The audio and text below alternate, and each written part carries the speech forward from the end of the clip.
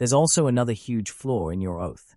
Your father's plan is to make you the number one hero that surpasses All Might. Your plan is to become the number one hero and surpass All Might without using his power. Shoto added. Right. Now please explain to me how that actually matters. Yonda asked him. Your father's whole plan was to make a child stronger than himself because he believes that somehow means he surpassed All Might. You are his flesh and blood. If you become number one, he wins. It doesn't matter how you become number one, just so long as a child that he created becomes the number one hero, he'll have completed his mission. That's not true, Shoto argued. He's always pressuring me to use my fire. I can see the rage in his eyes. He needs me to use his power. Yonda rolled her eyes. This is so sad. He wants you to use your fire because you'll never be the number one her with just your ice. Yes, I can, Shoto asserted aggressively. I'm already the strongest in my class. Yonda facepalmed. Since you're so clearly deluding yourself, it seems I only have one choice. For your own benefit, and the benefit of the people you would fail to save if I don't act, I'm going to crush this false reality you have in your head. You're going to fight Ochako in the woods tomorrow. If you win, I won't tell a single soul about your father. If you lose, I'll make sure your dirty laundry is aired all over the news. And I'm assuming if I refuse you'll do the same thing. Shoto responded. Yup. Yonda confirmed. Then I guess I have no choice. Shoto accepted. I'll crush her completely. I'll crush her completely. Yonda repeated in a mocking tone. There you go again with that unlikable personality. I have to ask though, why Uraraka? Shoto asked her. She's strong, but if you wanted me to prove my strength, I could just fight Dark Shadow in the dark. That would be a much more difficult challenge. Yonda snickered. Let me tell you a secret. Ochako is not your normal UA student, although I'm sure you figured out that much. Even without the ability to read minds, you can tell something is up with her. Shoto nodded. I've figured as much. Her seeming to have multiple quirks. Her close relationship with All Might. Well, you see, that's because Ochako Uraraka is All Might's chosen pupil. Someone that he trained personally to become the next number one hero. Yonda revealed. But right now, she still has very little experience with her power, which is why she breaks her arms when she punches at full power. But one day, she won't be breaking any limbs. She'll have strength and speed similar to All Might, with the added ability to manipulate gravity. Tokoyami is strong, but he can only get so much stronger in the future.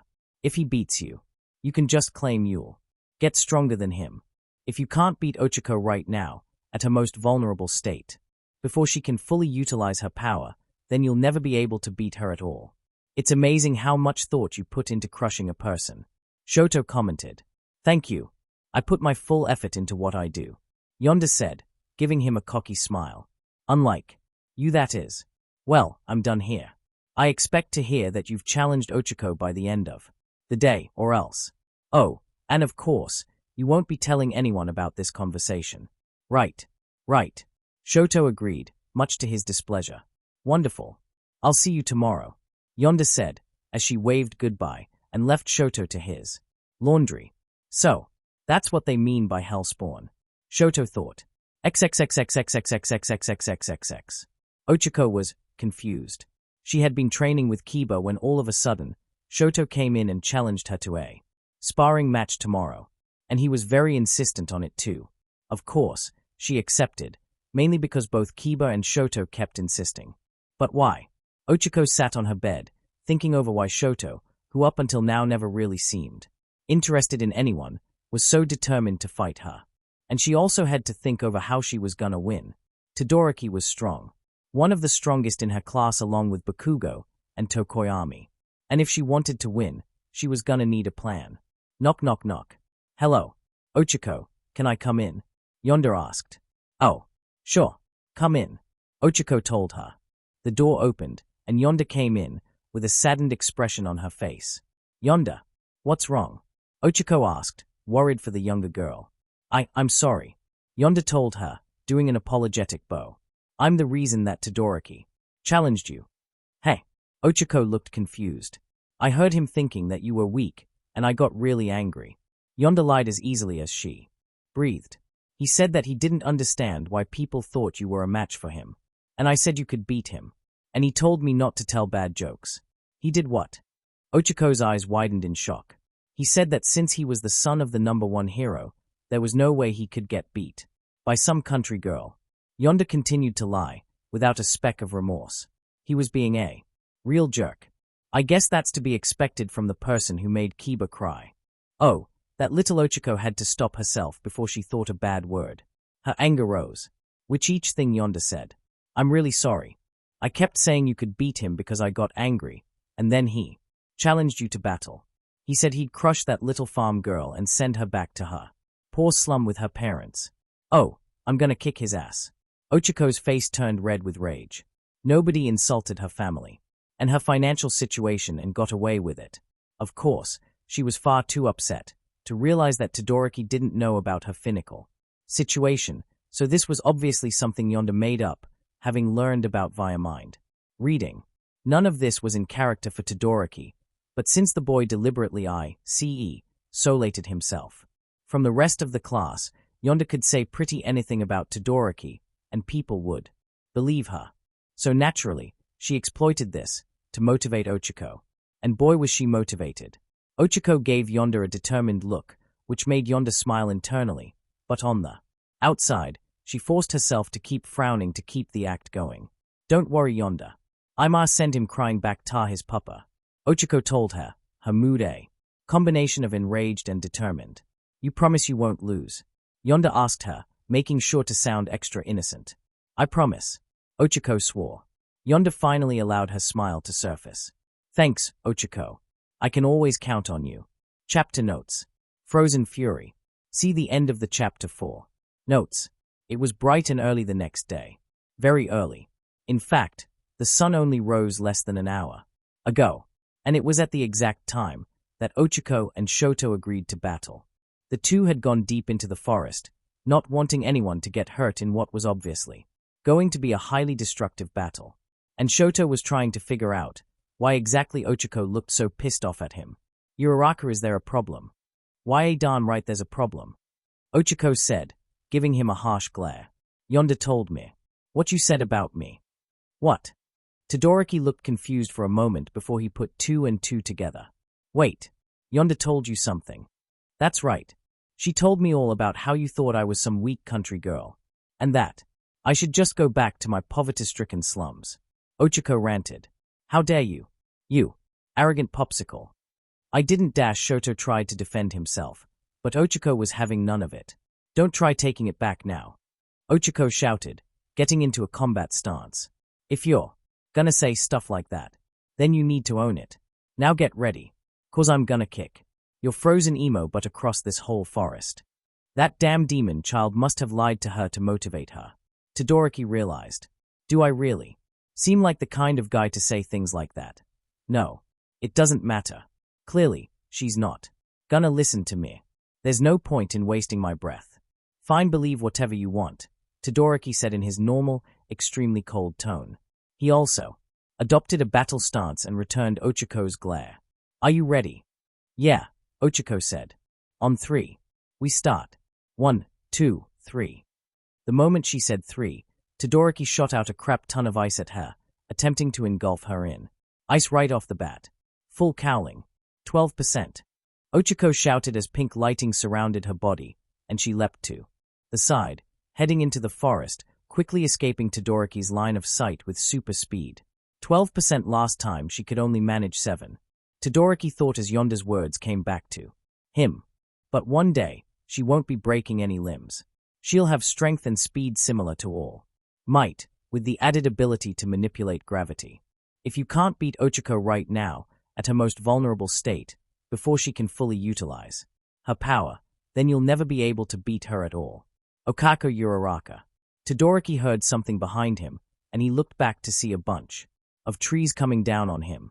He created an ice wall behind him that cracked as the trees hit it, barely protecting him as some trees bounced off and others made it halfway through his rushed ice wall. How much stronger do you intend to get?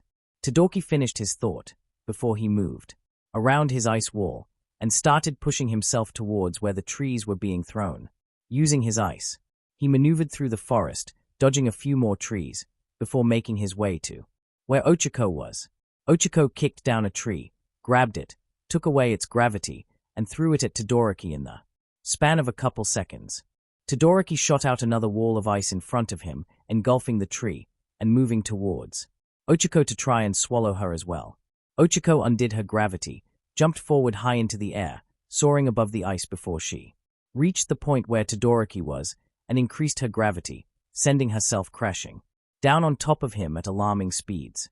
Todoroki managed to push himself back with his ice, just barely managing to avoid Ochako, as she crashed into the ground hard, creating a shock wave. Ochako returned her gravity to normal, before lunging towards Todoroki, getting so close to hitting him. Her fist was a couple of inches away from his face. But Todoroki once again managed to react in the nick of time, unleashing another ice wall that swallowed Ochako whole, encasing her body in ice. Todoroki moved himself to the side and stared down the ice wall. He doubted that would hold her for long. He needed to be ready for whatever came next.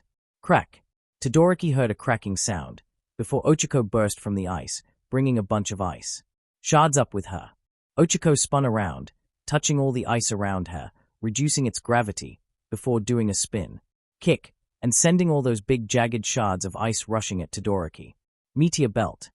Todoroki put up another ice wall in front of him, blocking the attack, as the ice shards embedded themselves in the ice wall. She's keeping me on the defensive, Todoroki analyzed, as he could feel the cold creeping up his body. I need to back her into a corner and overwhelm her. But when Shoto looked past the ice, she was already. Damn. I only looked away for a second. Where did she? Shoto's thought was interrupted by Ochako's foot planting itself into the back of his head, slamming him through the ice wall, and sending him flying.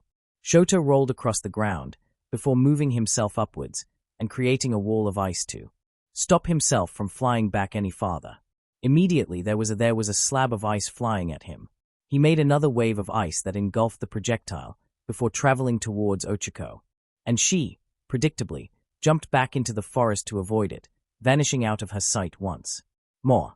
The next time she attacks, I need to go all out, Todoroki thought. Pin her down. Unfortunately for him, her next attack would be similar to her first, in that she continued to catapult things at him. This time, instead of trees, it was massive boulders. This time, Todoroki had to make a much larger, much thicker wall, as rocks rained down from the sky, slamming into his ice, hard. As rocks and trees fell from the sky, Shoto found it ironic that he was now the one who was pinned. If he stayed here, he would have to keep reinforcing his ice wall as more things slammed into it. And if he moved, he would be hit by one of the many other things falling out of the sky. He only had one way out, and it was gonna cost him. Quickly, Shoto moved out of the protection of his ice wall and created the biggest wave of ice he'd made yet, having it zoom towards Ochako's location, hoping the attack would force Ochako to dodge and stop throwing crap at him. It worked, and the assault ended. Nothing else dropped out of the sky to hit him, and so after taking a second to breathe, he moved out and immediately shot towards Ochako's presumed location on his ice. Shoto could feel the ice traveling up, through his body. It was so cold. And he, much to his horror, started to shiver. Damn it, I couldn't even land a hit on her, Shoto cursed. He could feel the throbbing in the back of his head where she hit him, and of course the frostbite that would soon set in. All reminders that Shoto was losing this fight. Sure, Ochako had likely spent a good amount of her energy breaking free of his ice and throwing things at him, but this was still very clearly going in her favor.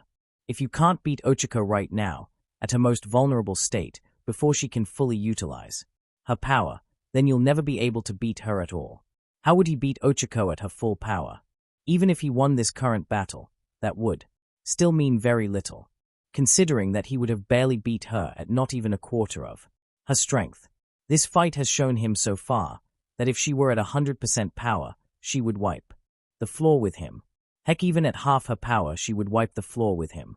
Of course, he could still improve. But could he really reach the same level as Ochako with just his ice? Shoto shook his head. No, I can beat her. I will beat her. I must beat. Unfortunately, Shoto was so distracted by his own thoughts that Ochako managed to get the drop on him with a flying dropkick to the back. The kick sent the two of them flying forward, with Shoto getting knocked onto the ground, his face rubbing and grinding against the dirt, while Ochako rode his back like a surfboard. After a few seconds of this, Shoto started to slow down, and Ochako jumped off his back, letting him slide forward and away from her. Shoto slid a few yards away from her, before coming to a stop. With his face in the dirt, Shoto tried to pull himself up. His body was weak, and the cold was agonizing. If he was shivering before, he was shaking now as his arms tried to push him up, only for Ochako to kick him back down, pressing her foot against his back on his left side. "I can't believe why I still aren't taking this seriously," Ochako shouted at him. "I assure you, I am taking this very seriously." Shoto grunted, trying to keep his typical, cold and distant tone, but his frustration and anger leaked in, making him sound far more emotional than normal. He made ice spread on the ground to try and ensnare Ochako, but Ochako just jumped off him and landed a few yards away from him. "If you were taking this seriously, then you'd use your fire," Ochako retorted angrily. "Yonda told me everything. She told me you won't use your fire because you don't take anyone seriously. And even now when you're half frozen and losing, you're still not using it. If you'd used your fire when I was on your back, I would have been toast. I don't need to use his power to beat you." Todoroki growled, completely losing his composure as he pulled himself to his feet. "I can win, with only my ice." Ochako glared at him venomously.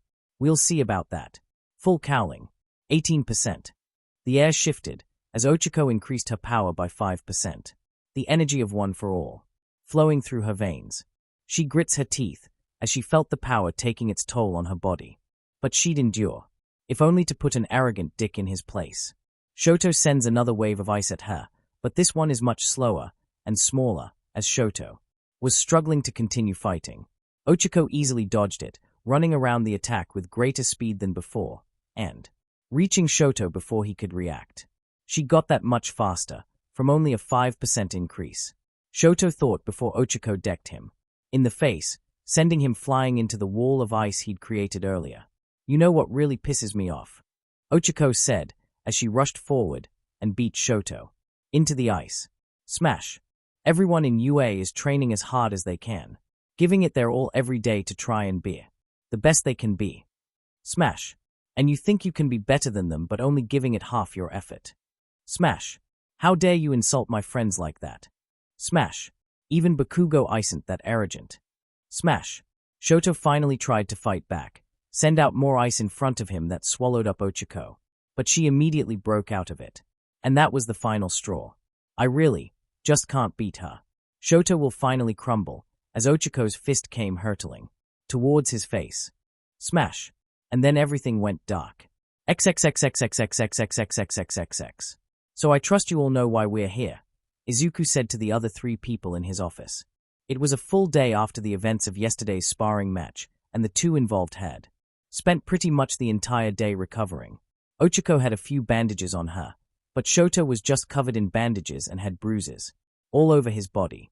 He was also wearing special body temperature regulating casts on the frostbitten part of his body. And of course, his head was mostly covered by bandages for all the blows to the head Ochako had given him. Shoto and Ochako were both sitting across from Izuku, while Yonda was sitting in a chair next to his desk. Ochako looked very upset, pouting heavily while crossing her arms. Shoto, on the other hand, looked completely normal, like he wasn't upset by the events of yesterday at all. At least that's what he looked like at first glance. If you looked closer, you'd see his eyes seemed a bit empty, like he just wasn't there. And Yonda had a completely neutral expression, although who knows what she was actually feeling. "She tricked me," Ochako fumed, sounding more frustrated than angry. Yonda had revealed the truth to her by now, not wanting her to continue to believe those lies. She'd told her past the point when it was necessary. "I am really sorry about that part at least," Yonda told her honestly.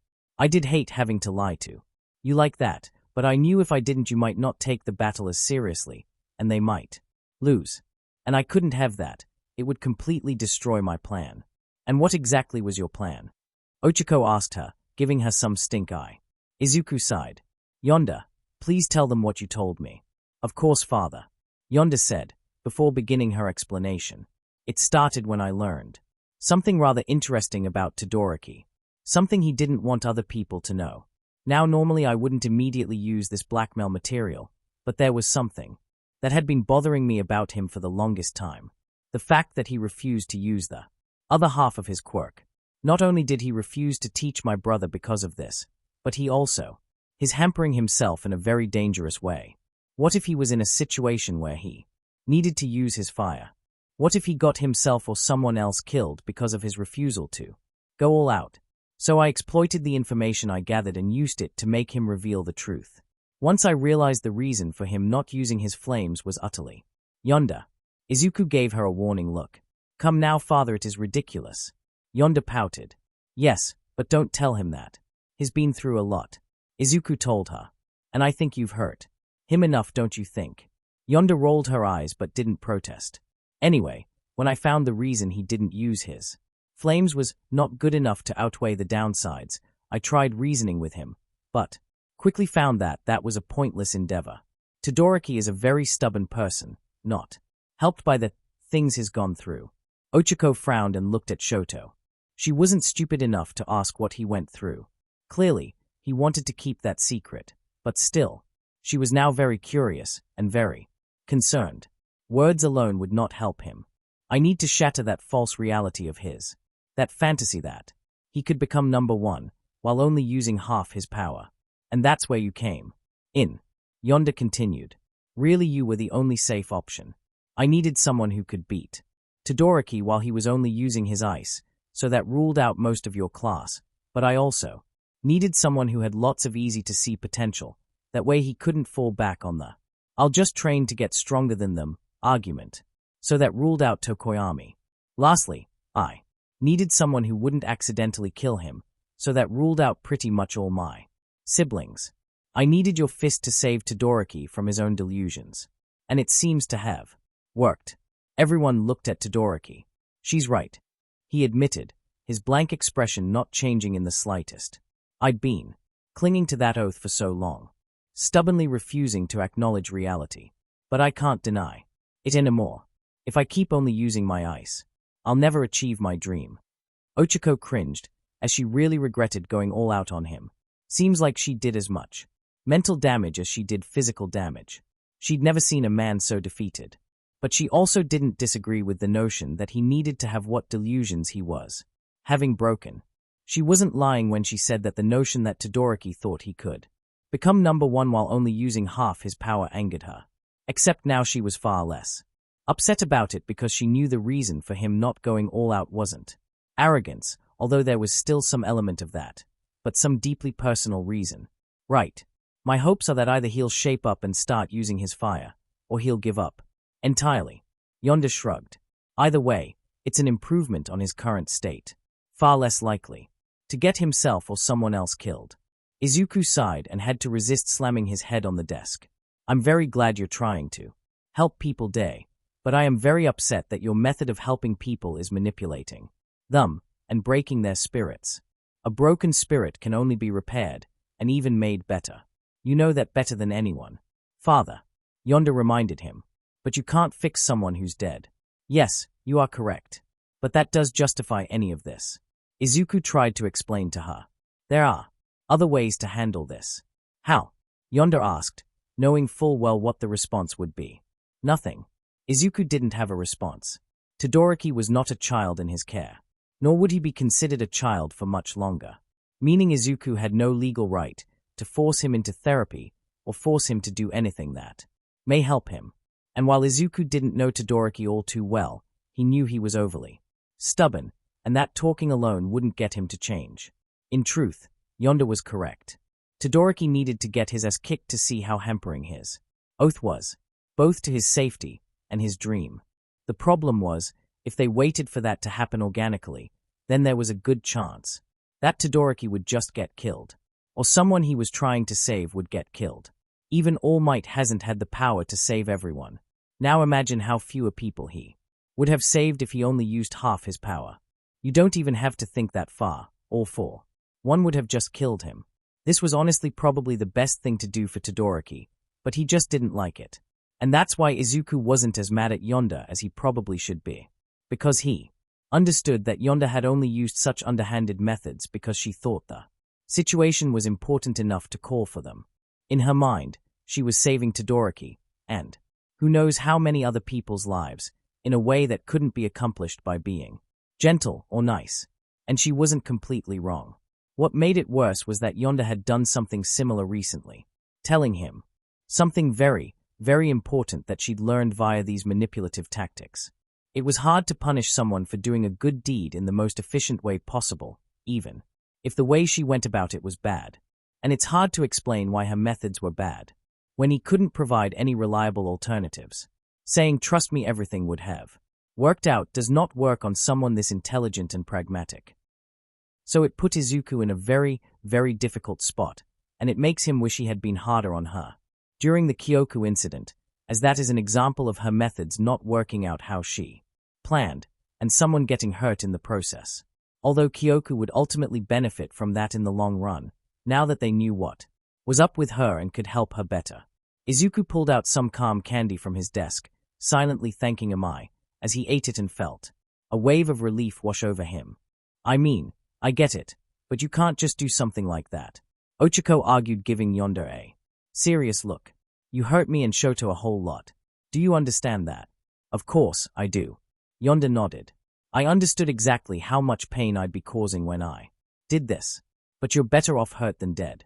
I know doesn't apply to you, Ochako. You would have been fine either way.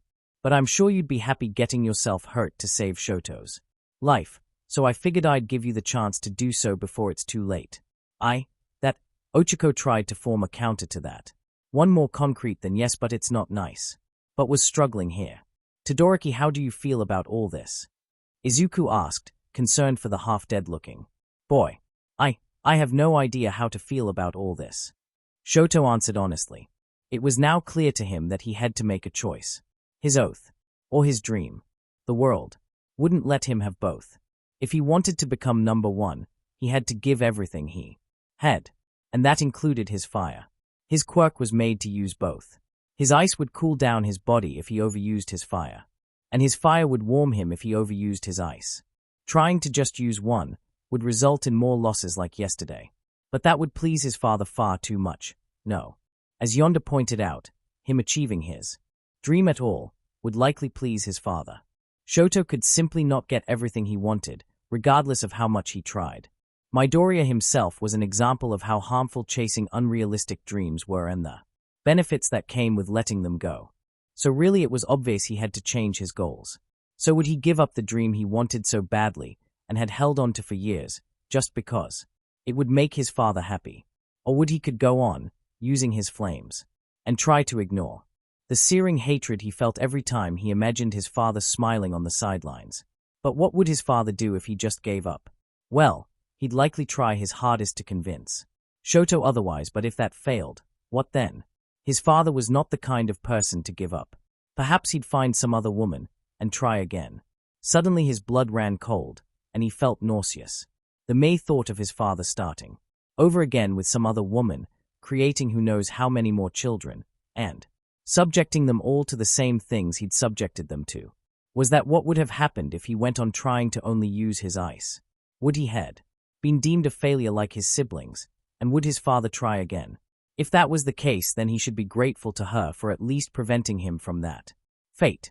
Speaking Yonda, he was of two minds about what she did. On one hand, no one asked her to help him. He certainly didn't want her help, and she had no right to manipulate him and dig into his personal life like this.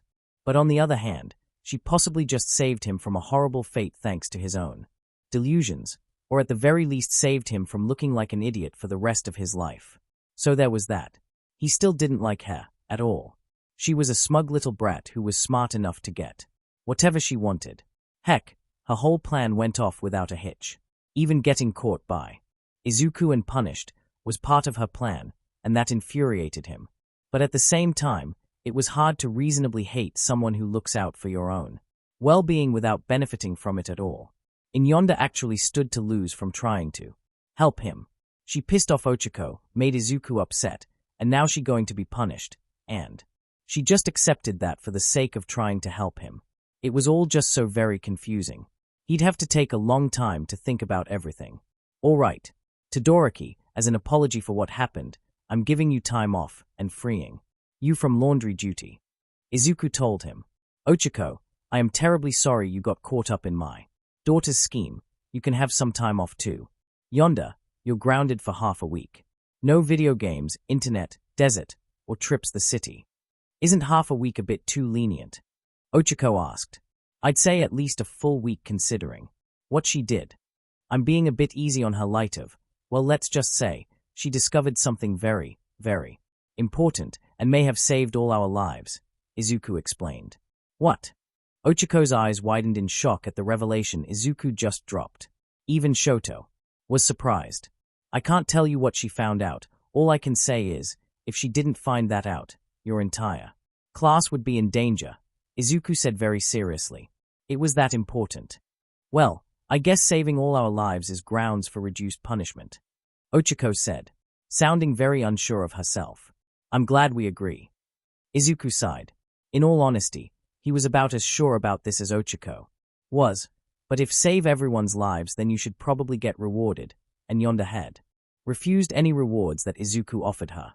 Of course what Izuku didn't know is that the reason Yonda did that was because she already had this planned, and refused the rewards, so Izuku have lingering feelings of gratitude when he was deciding her punishment now. I'll gladly take punishment for my actions.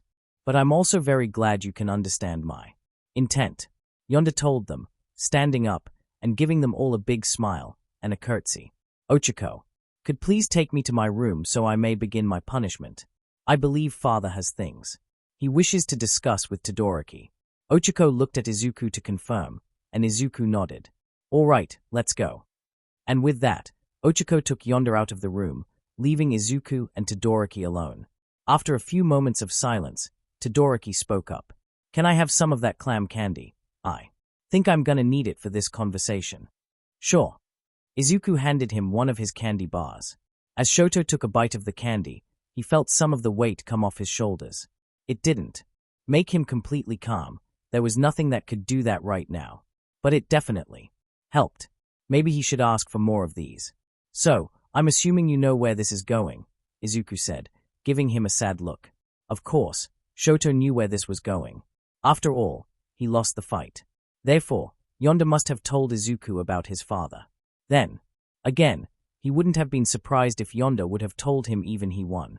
You shouldn't get involved, Shoto told him. No one will believe you if you try to expose him, and you'll only end up hurting yourself. That may be the case for most people, but I have money, connections, and resources. I'm sure I can manage something. But Izuku gave him a pained look. I can't do anything. Right now.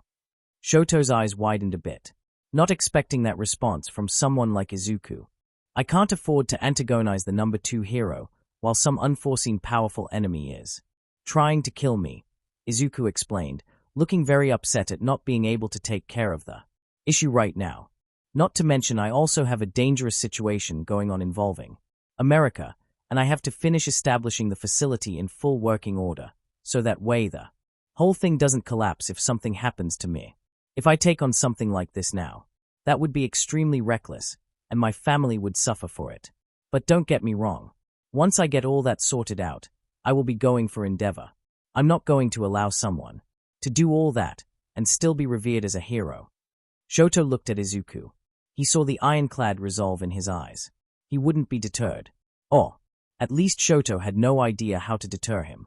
Well, if you're going to interfere with my life, then I feel like I'm allowed to ask this, Shoto said. What did Yonda tell you that was so important? Izuku shook his head. You don't understand. This is on a need-to-know basis. I was told by Nezu himself not to tell anyone unless I absolutely have to. It's really that important? Shoto asked. Definitely, Izuku said, looking as serious as possible. If this information gets into the wrong hands, it's very, very likely that people will die. XXXXXXXXXXXX. A few days ago, Aemar was going back to his room after finishing up with the dishes. He opened the door and was shocked to find Yonda sitting down on a table in the center of his room with 2 chairs, one she was sitting in and one that was empty. On the table, there was some cheese and cookies that looked like they had candies inside them. Hello, Aima. Yonda greeted him cheerfully, with a bright smile on her face. Aya. Hello, Madam Yonda. Aima greeted her nervously. During his stay here, he'd been very, very wary of this girl in particular for obvious reasons. He'd tried his best to avoid her, and when he was around her, he tried to make sure he didn't think of anything suspicious. What exactly are you doing in my room? Aima asked, trying not to show how nervous he was, or think anything, Suze. It's rude to invade one's room like this. My apologies, I just wanted to give you some cookies I made, Yonda said, raising a cookie up towards Aima before giving him a teary-eyed look. You will eat them, won't you? I worked really hard to make them. Oh, of course. Aima agreed, stepping into his room towards the table and taking one of the cookies. The moment he bit into the cookie, his fate was sealed. This is quite good, Aima thought, feeling his nervousness melt away and be replaced by a sense of serene joy. This was because the cookies were in fact filled with Amai's candies. Specifically, calming and happiness candy, both of them at very high potency. You see, while Aima did his best to avoid suspension, that only made Yonda more determined to find out about him. And she picked up some snippets of information that she thought warranted a full investigation. You should sit down and enjoy them. Have some tea as well, Yonda offered, as she took out her phone and started playing some calming classical music. We haven't gotten much chance to talk, have we? No, I suppose we have not, Aima said, taking a bite out of the cookie once more, before taking his seat, completely forgetting why he was so worried before as the cookie completely disarmed him. Well, then this would be a wonderful opportunity to get to know each other. Yonda gave him a sickeningly sweet smile as he fell right into her trap. Chapter end notes. Okay, so we have a lot to talk about here. Firstly, yes, they know Aima is the traitor. We will follow up on this next chapter, in the conclusion to this little arc. Next, Yonda. A lot of people jumped to conclusions about why she did what she did, and her character in general.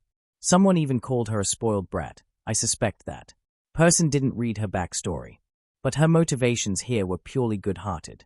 To put it simply, she was worried about Todoroki holding himself back and potentially getting himself or someone else hurt. And she wanted to avoid this. That is all. She personally stood to gain nothing from this. This was purely for Todoroki's sake. Everything she did was necessary. Even antagonizing Todoroki like she did was part of her plan to get in his head and sabotage his efforts during the fight. The more he hates her, the more he wants to win and prove her wrong, and the more desperate he gets, the worse he'll fight, which, as you can see, worked perfectly. Yonda is one of the smartest of Izuku's children, and her ability to read minds only makes her even more efficient. She's someone who believes that the ends justify the means and is willing to do a lot of bad stuff to get her desired outcome, and thanks to her intelligence, she's usually smart enough to make it work. Morally speaking, she's more light gray than anything else. Note, I'm not agreeing with Yonda's actions, just explaining them. Now to bring some things up before people call them out. Yes, her plans did backfire during the Kyoku thing, but those plans were built on Yami's plans, rather fully developed by her, and she had to try and do her thing while being watched by a bunch of other people.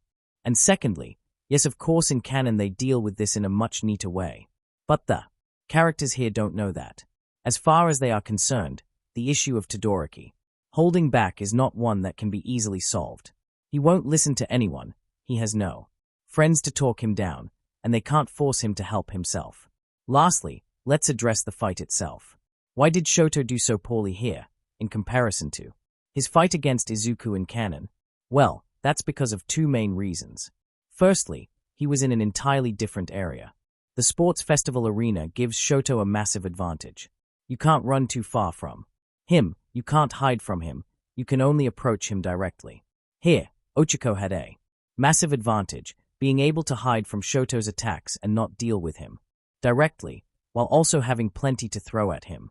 The second big reason was Ochako herself. Ochako here is much stronger than Izuku was at the sports festival, having both full cowling as well as her gravity manipulation ability. The only disadvantage she has compared to Izuku during that fight is that since she's not breaking her fingers or arms, her attacks are less destructive overall, but of course, That comes with the advantage of not breaking her fingers or arms. Do remember, that stain was able to break through Todoroki's ice, even without any super strength, technically speaking anyway, obviously looking at his feats, his strength is well above peak human, so Ochako even at 12% full cowling should be able to do the same.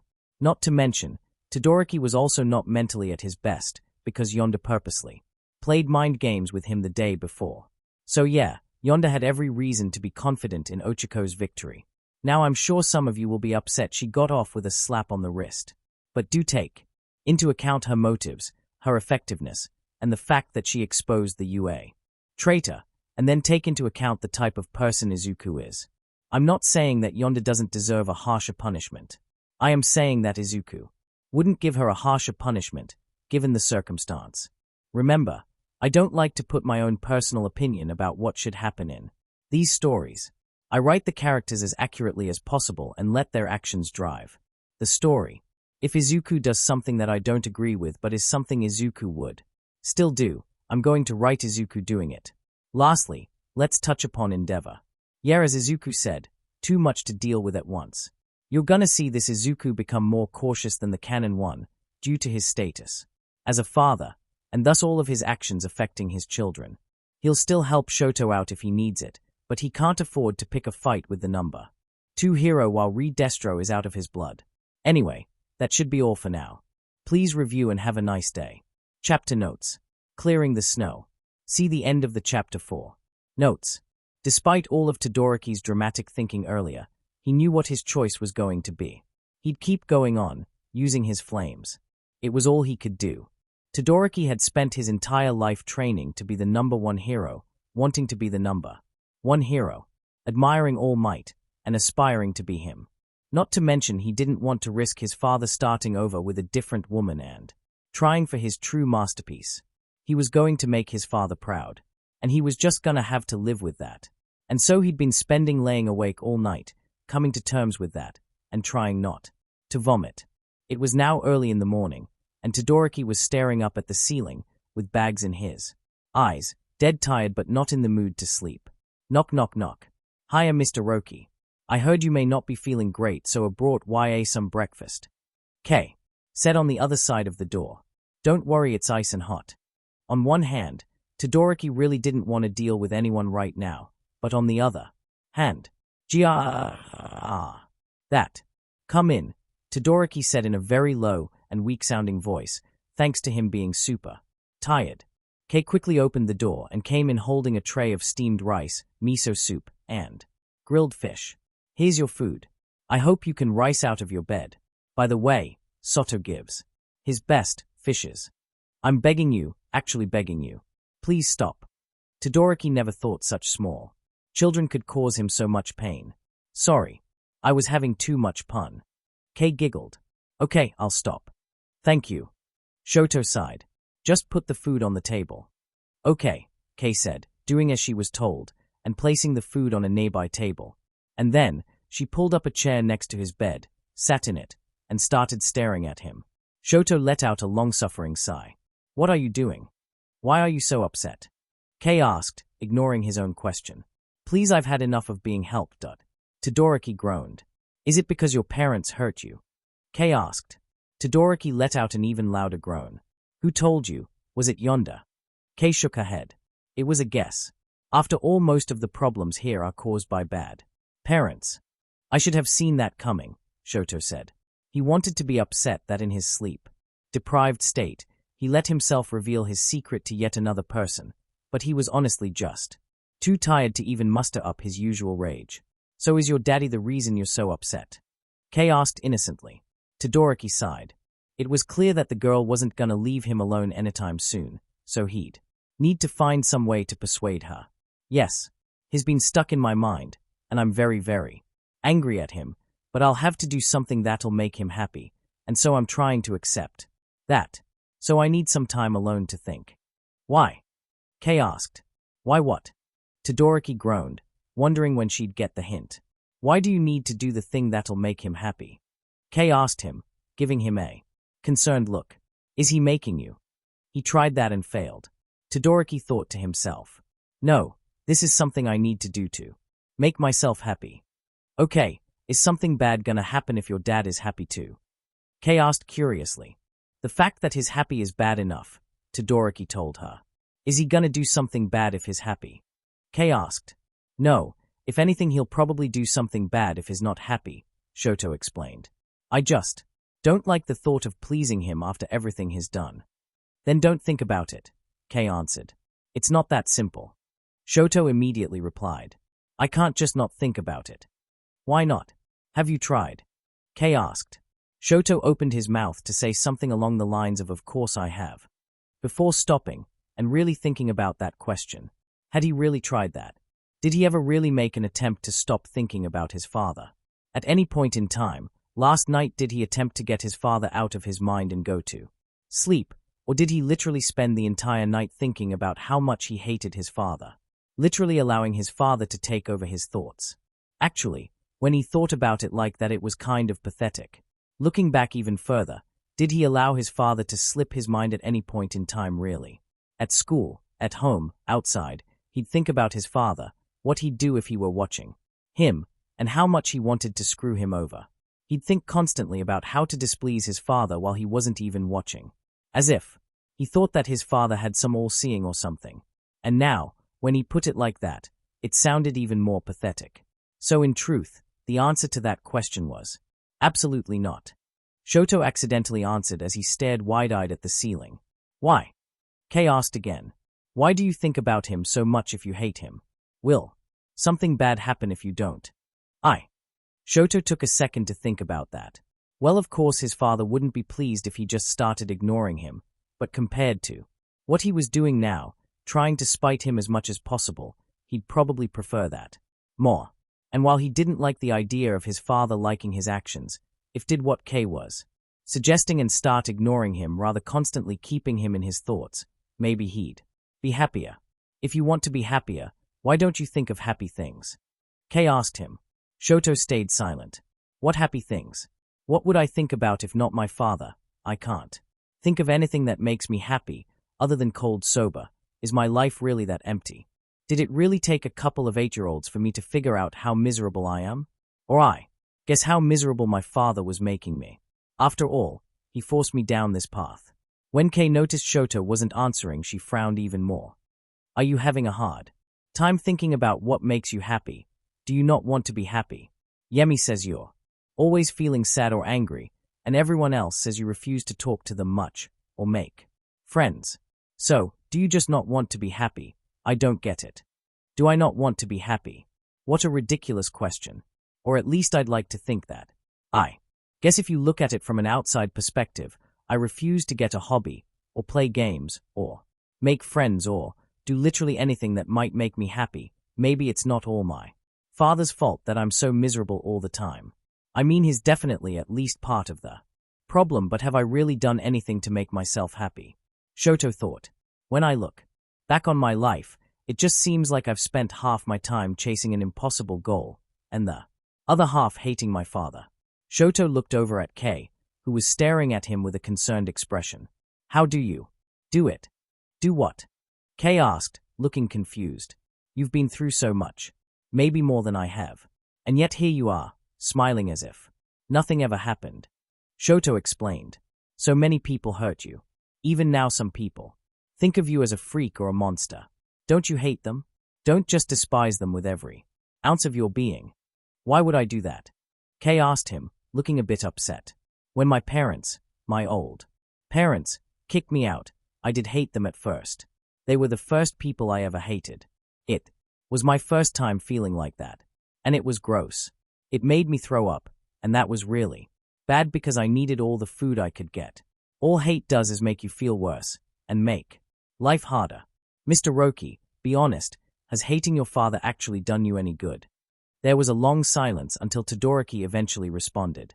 I can't really say it has. But still, it can't be that simple. These feelings, they can't just disappear on a whim. Maybe not. It's probably harder for you than it is for me, but I'm sure you can do it. Kei smiled at him. It doesn't sound like you tried at all, so I'm sure if you put in the effort, you can stop feeling so much hate and finally be happy with your life. She made it sound so simple. But Todoroki couldn't imagine just moving on like that. But it was probably worth a try, at the very least. XXXXXXXXXXXX. Ochako stood outside of Yonda's room, with a determined expression on her face. All right, Ochako. Izuku's too nice, so you got to scold her yourself, let her know what she did was wrong, and explain how people could get hurt. Ochako told herself. You know I can hear you right. Yonda said from the other side of the door. Oh crap. Wait, ignore that word. Ochako quickly tried to recover from her blunder. Oh Ochako, I know pretty much every curse word by now. Yonda told her, with Ochako getting the impression she was laughing at her from behind the door. Why don't you come in? I've been expecting you.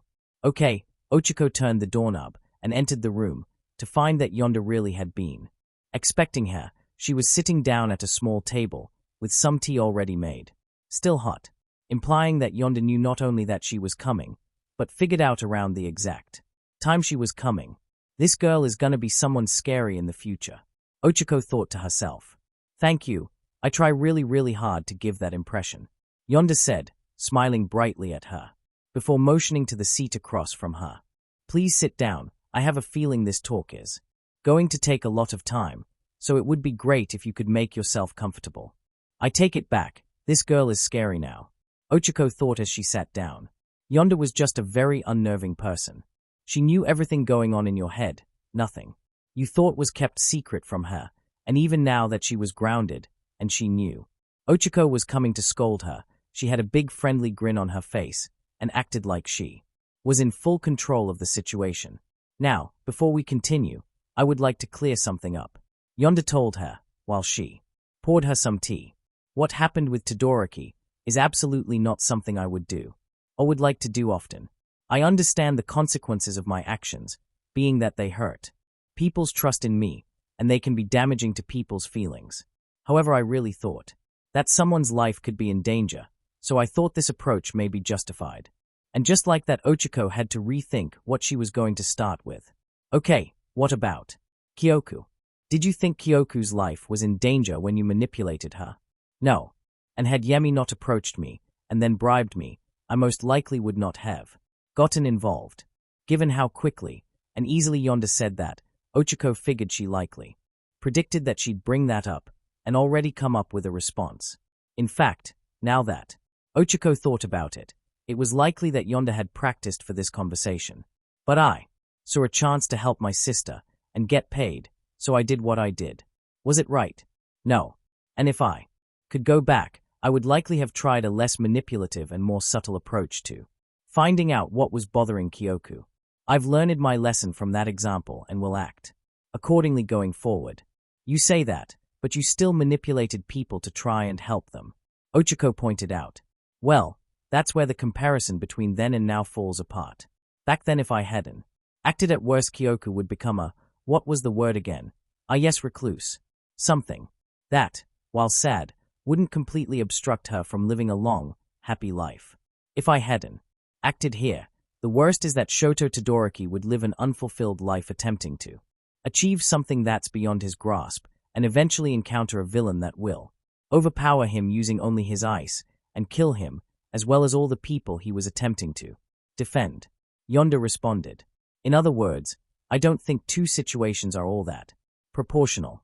Well, you're not wrong, Ochako admitted, wincing slightly as she imagined Yonda's proposed, worst-case scenario.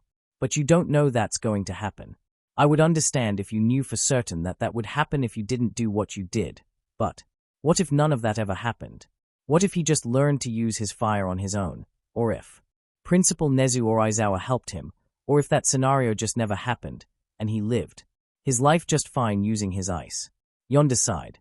All right, let's start with your last point. What if he lived his life just fine with only using his ice? Firstly, there are many villains who either have the ability to break his ice or simply melt it, and he would be handily defeated by a good amount of them. At best, he would need to be saved or supported by other heroes. At worst, well, you know. And given how against working with others he is, it's far more likely that the latter will occur. And while it is entirely possible for him to simply never encounter these villains, it's about equally as likely for him to run into them, especially if he's gunning for the #1 spot, as years go. On and he's still not even in the top 10, he'll get more and more desperate to prove that he doesn't need his fire, until that leads his death.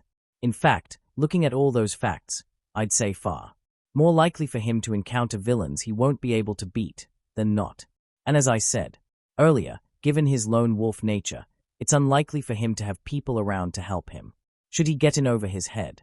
Putting all those facts together, what do you think is the most likely scenario if Todoroki continued only to use his ice? It would be really not good.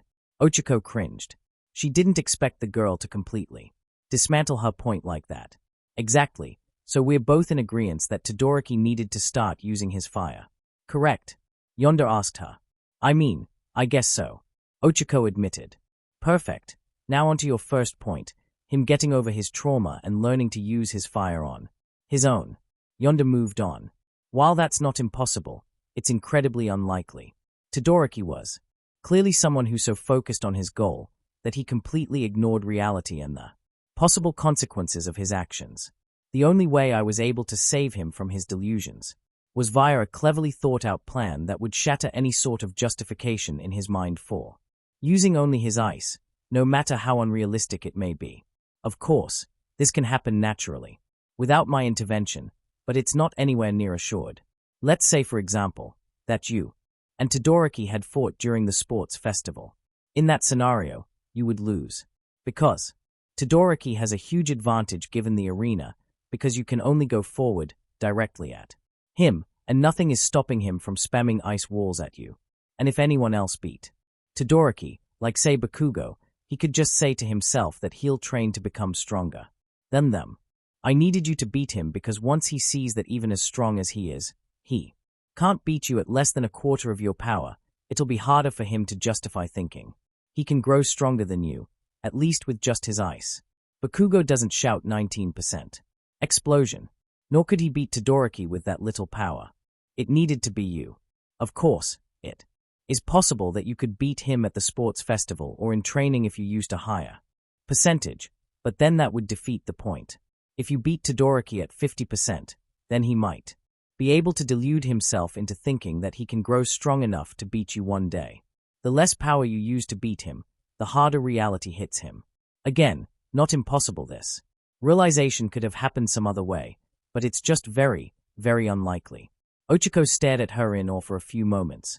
She put so much thought into this. Yonda pouted at her. Of course, I did. I was messing around with people's emotions and telling lies for the sake of trying to save someone's life. That's not something you do without thinking. I spent pretty much a whole day thinking over the possibilities of my actions or inaction. Well, I'm glad she at least thought it over. Ochako thought. Now onto your last point. Yonda said, not giving Ochako any time to think. About allowing Principal Nezu, or your teacher Aizawa, to handle the situation. And on paper, that may sound like a good idea. They are both supposed to be smart people, in charge of helping Todoroki grow as a hero and be the best he can be, and more. Plus Ultra and all that. One big issue I have with that. I don't know Nezu or Aizawa. You see, I'm not the kind of person who likes leaving matters to others unless I can be sure that they'll do what's expected of them, and do it well. And while I'm sure Aizawa and Nezu are at least competent, especially Nezu given his quirk, I have no reason to believe they will actually take interest and help him. Yes, they are his teacher and principal respectively. However, if father's past has taught us anything, it's that teachers and principals can be completely indifferent to a student's plight or ill behavior. And since I don't know them personally, I have to do by their actions to see if they are those kinds of teachers. So tell me, Okako, what have the UA staff done about Mineta's actions towards the girls? About Mina's reckless, thoughtless actions? About Todoroki's obviously troublesome mindset? Have you seen Aizawa, Nezu, or anyone at UA do something, literally anything, to put a stop to these behaviors? Ochako took a second to think about that. What had UA done about Mineta's perving? Sure, the girls themselves would often smack Mineta around as punishment for his antics. But was that enough? And even then, should punishing students really be left up to other students? And what about Mina? Sure, she'd get scolded every now and again, and sometimes she'd get a bit more work. But clearly, that wasn't enough, as Mina didn't twice about absent-mindedly drugging her classmates. And had they really done anything about Todoroki? Sure, Ochako herself hadn't noticed how bad the boy's mental state was up until recently, but she was a student. Surely the teachers should be better at seeing this stuff and doing something about it. But to the best of her memory, Yue seemed to have done nothing. Maybe it's just too soon. I mean, there is a whole 3 years for them to do something about those 3. Ochako rationalized. Endeavor. Yonda countered, giving her a deadpan expression. Now, I'm not going to give you any more information about Todoroki's situation than you already know. But since I can read your mind, I already know that you've figured out that Endeavor is the cause for Todoroki being the way that he is. Endeavor was also a UA student, so clearly, UA has completely ignored troublesome behavior in the past. So what makes you think it's different now? I don't think Aizawa was a teacher back then, but Aizawa is shown to expel any student he finds lacks potential, which sounds like to me as one who's difficult to work with. So, judging from that, I have every reason to believe that Aizawa didn't just ignore Todoroki's troublesome mindset. He would expel him without trying too much, where then Todoroki would get picked up by a new school because he's the son of the number 2 hero, and having him study at their schools is big reputation boost, where they would likely do something similar to what father's schools did with Bakugo, and treat him like a king, never challenging him or trying to change anything, allowing him to become a pro-hero with only his ice. And we've already discussed why that's not good. Ochako really wanted to find a hole in that argument, because she trusted Aizawa, and she trusted Nezu. But she couldn't deny anything Yonda said without lying, and lying wouldn't work because she could read minds. The only argument she had for trusting those two was, I know them and I trust them. And that was a very flimsy argument, and one unlikely to work. In summary, yes, you are completely correct. There is a chance that I could have not intervened and things would have turned out fine. However, there is a much greater chance that if I hadn't intervened, something truly terrible would have happened. Yonda told her, smiling at her gently. If you have any solutions that aren't extremely unlikely to work or extremely unlikely to happen or rely on unreliable factors, please tell me. I'm eager to learn what it is. And so, began a long period of silence. Ochako tried her best to come up with a satisfactory answer that didn't boil down to just, trust me. You see, even though you have no argument against me, you're still convinced that I'm wrong. Why is that? Yonda asked her, in a tone of voice implying the question was rhetorical. You see, when you read people's minds, you quickly learn that everyone has their own truth. Something they either believe to be true or desperately want to be true. This can be the same thing as what's actually true, but there are plenty of cases where what people want to be true, or believe to be true, is very different from the actual truth. When this happens, people will often do everything in their power to try and confirm their own truth and deny the real truth. This is what we call a delusion, denying reality for the sake of a more comfortable lie. We talked about this with Todoroki. Todoroki believed that he could become the number 1 hero with only half his power. You, on the other hand, want to believe that there is a reliable solution to this problem that doesn't involve such underhanded and disliked methods. You can't think of this method, but passionately believe that such a solution exists, because believing me would go against your own beliefs and values. The same can be said for my father, however. The difference there is that father understands how to compromise his morals to an extent, in order to help others. He's done it multiple times and will continue having to do it. He's even benefited from my methods before, which is why he has a hard time punishing me. Well, that, and other reasons, but we're not at that part of the script yet. That part of the script? Ochako thought, confused by that statement. You, on the other hand, have never had to make any major moral decisions before. Yonda said before her smile grew a bit. At least not knowingly. Ochako felt a bit of dread fill her, and a chill shot down her spine. What does that mean?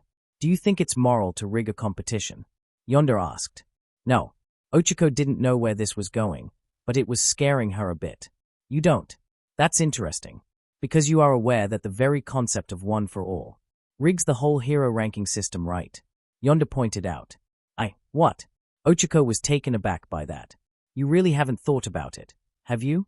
Yonda shook her head, although she was still grinning ear to ear. Anyone who gets one for all is guaranteed to become the number one hero. You get all of All Might's incredible power, and more, as well as your own quirk.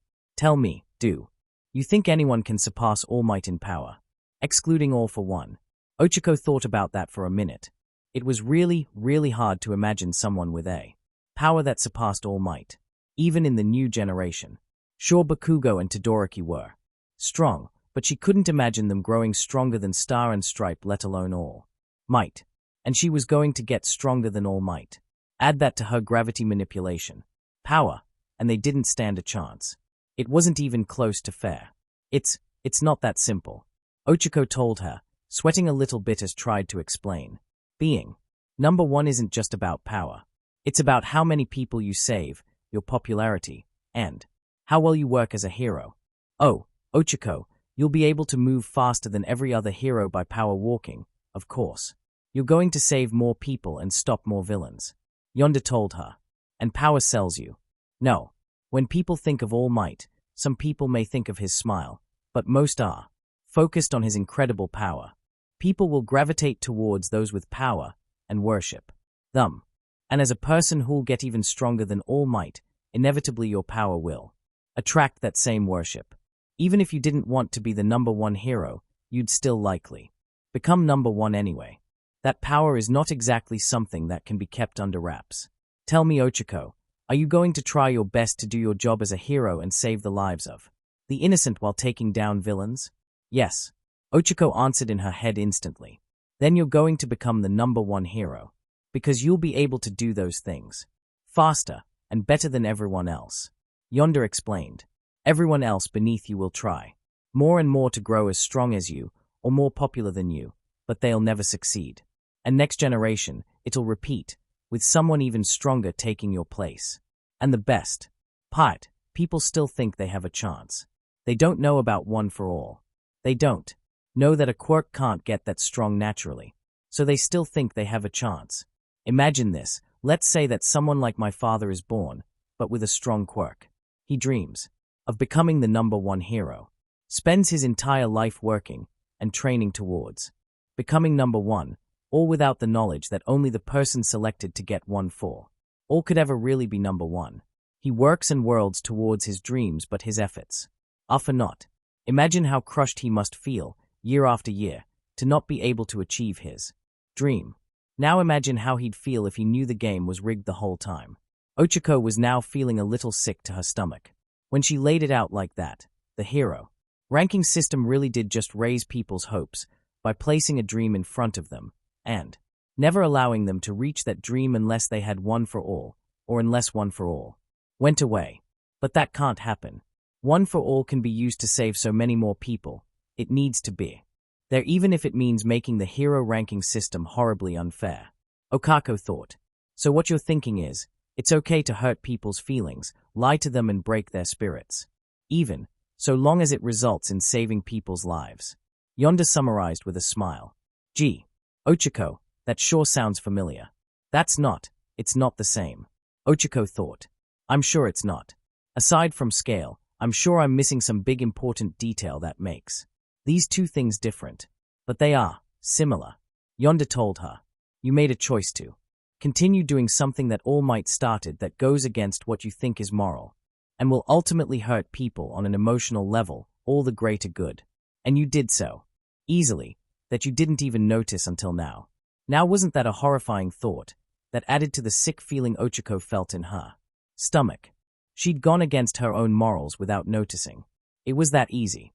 At least, Yonda put thought into what she did, but Ochako literally just noticed the implications of one for all's effects on the hero system, just now.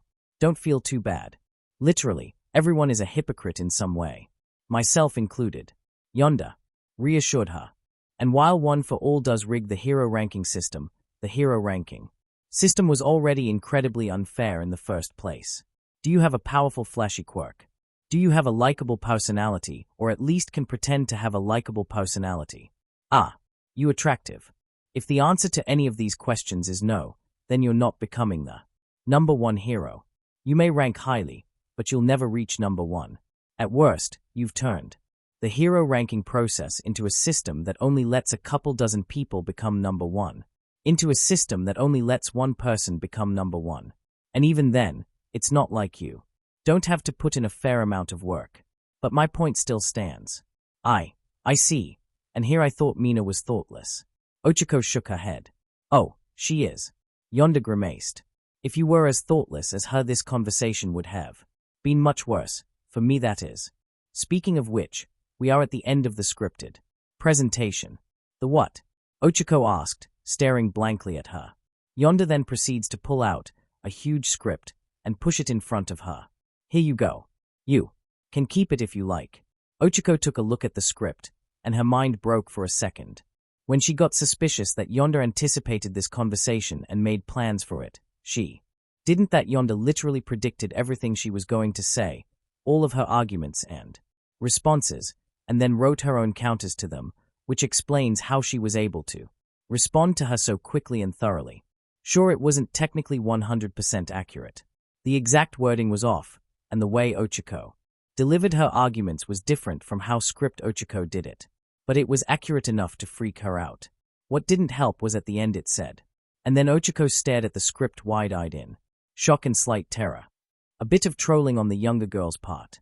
This is insane. Ochako told her. Of course, it is. Did you forget that I'm an OPC too? Yonda reminded her.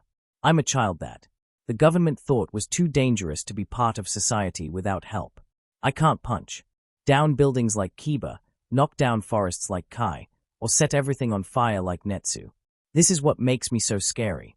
Funny enough, Ochako often would forget that Yonda was an OPC.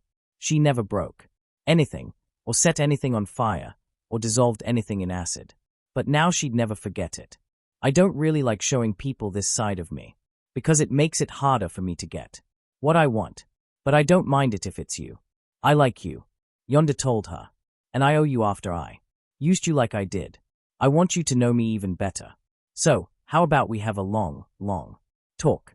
Ochako gave her an apprehensive look. On one hand, this girl made her very uncomfortable. She just didn't agree with the way she looked at things, and how she handled things. But at the same time, she was a little girl, whose quirk made her look at the world in an entirely different way. And it's not like she was a bad person, or wanted to do bad or selfish things. Maybe if she understood her more, she'd be able to feel more comfortable around her.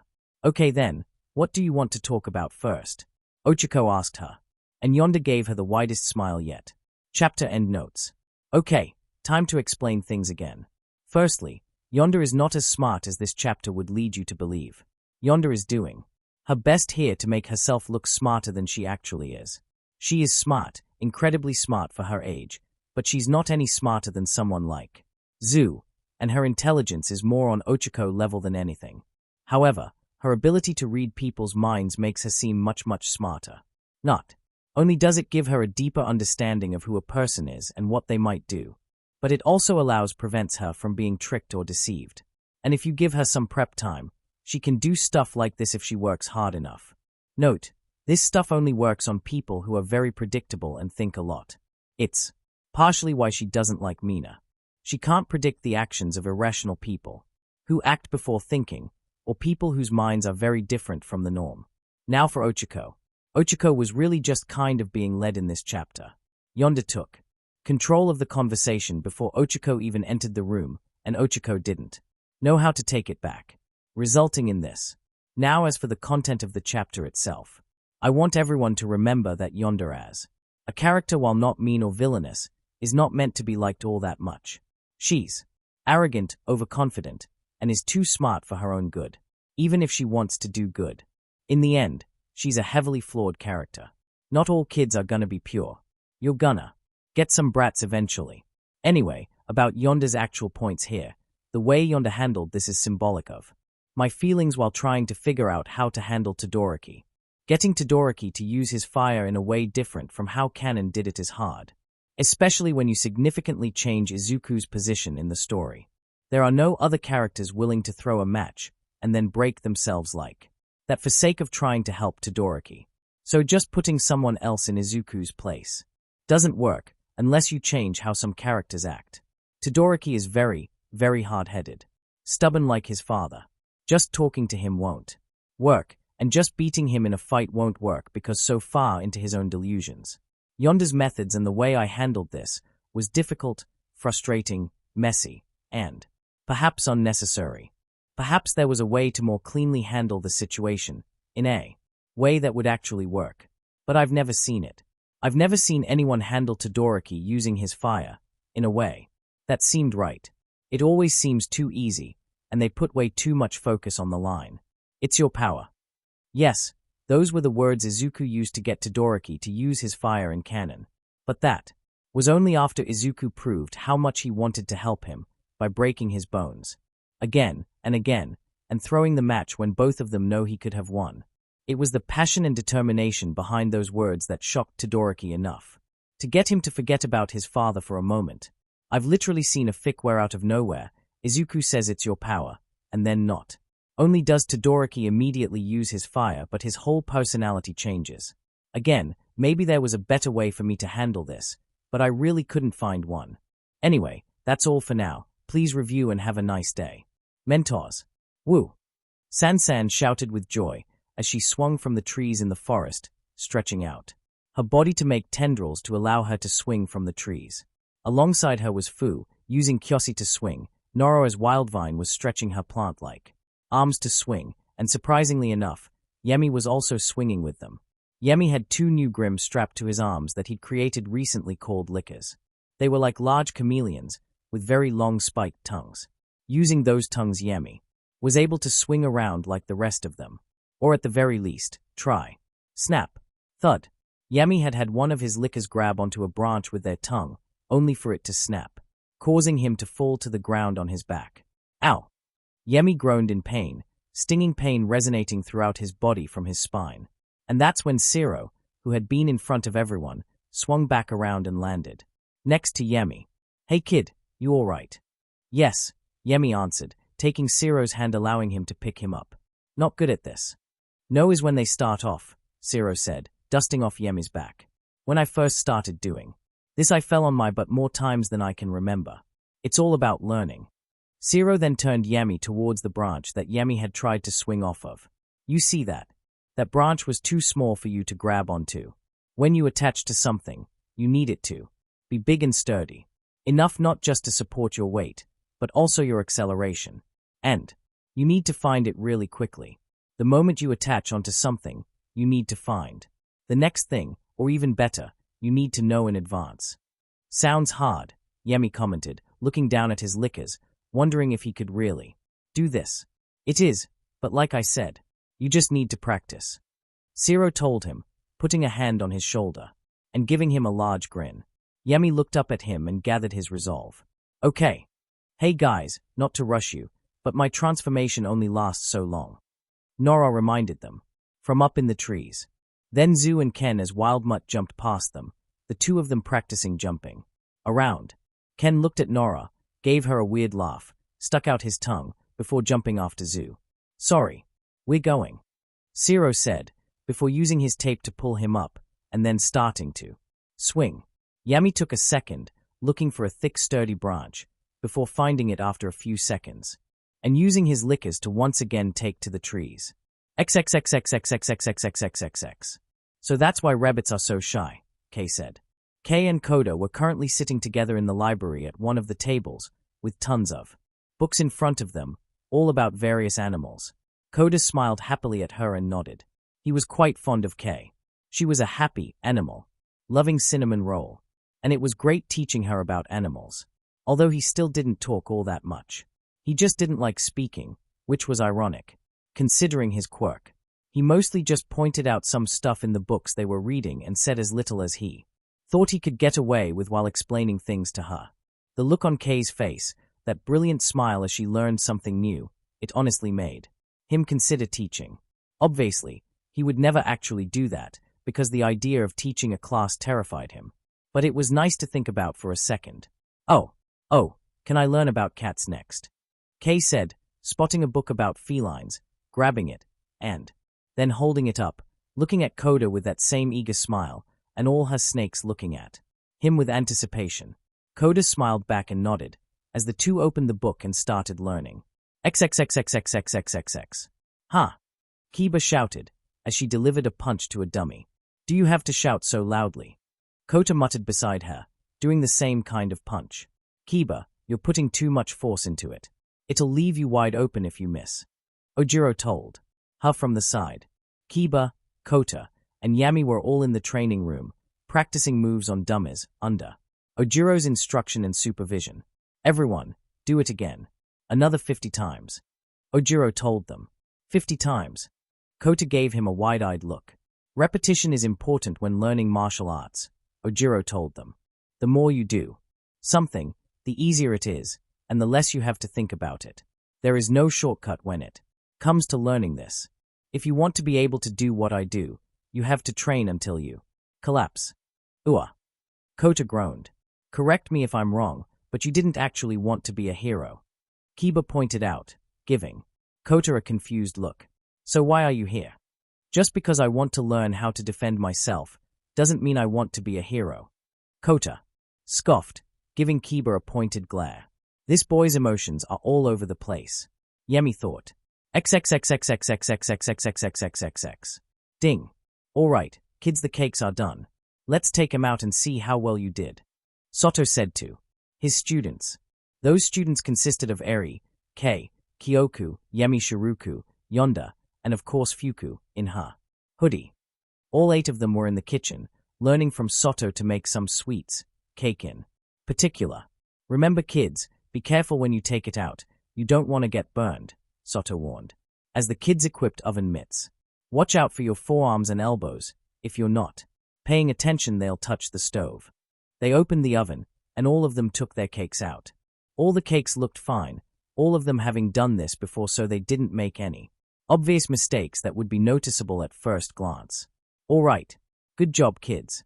All the cakes look stable, nothing crumbling, falling apart, or burnt. So far so good. Soto said as he inspected the cakes, the kids putting them on a nearby table. As he did so, now, for the taste test. Soto took out a fork and started taking a chunk out of everyone's cake to taste it. A bit too sweet, Soto said as he tasted Eri's cake. You put a bit too much sugar, don't worry, you'll get it right next time. Soto proceeded to do this to all the kids' cakes, judging them and giving them pointers. He got to Fuku's cake and took a bite. Great job, Fuku. This is perfect. Ah, really? Fuku asked him in slight disbelief. Are you sure there wasn't anything I mess up? Now this is great. I'm gonna have to start teaching you more advanced stuff. Soto said, giving her a huge grin and giving her a head pat, causing the girl to get very flustered. Soto then moved on to Shiruku's cake and took a bite. And the spider girl winced when she saw Soto's face scrunch up in disgust. Is it that bad? I think you mixed up the salt and the sugar. Soto told her, seeing Shiruku look down. In despair. Don't worry, it's an easy mistake. Lots of people make it. Why yeah, I think I even did that once, Fuku said, trying to reassure her. Shiruku, why are you taking a sudden interest in making a cake? You can't eat anything but flesh and spiders. Yonda asked. Actually, while we're on that topic, why can you only eat those 2 things? Spiders aren't exclusively cannibals, so why are you? Oh, that's actually because of an eating disorder I have, Shiruku explains. As for why I'm interested in cakes, well, I discovered all the interesting ways people make art out of their cakes, and I really wanted to try it. Also, I felt I needed to find more hobbies aside from making clothes. Well, I'm sure you'll get the hang of it soon. Soto encouraged her. Now, everyone, let's move on to the next part. XXXXXXXXX. Aha! Fuku screamed at the TV, as she tried her very best to keep from expelling her gas. Come on, Fuku, you can do it. Mina cheered her on, her voice slightly muffled by her gas mask. Don't give up. Eri and Kei cheered, also wearing gas masks, both of them on either side of her, holding one of her hands. The 4 of them were participating in Fuku's quirk training. It was a simple process.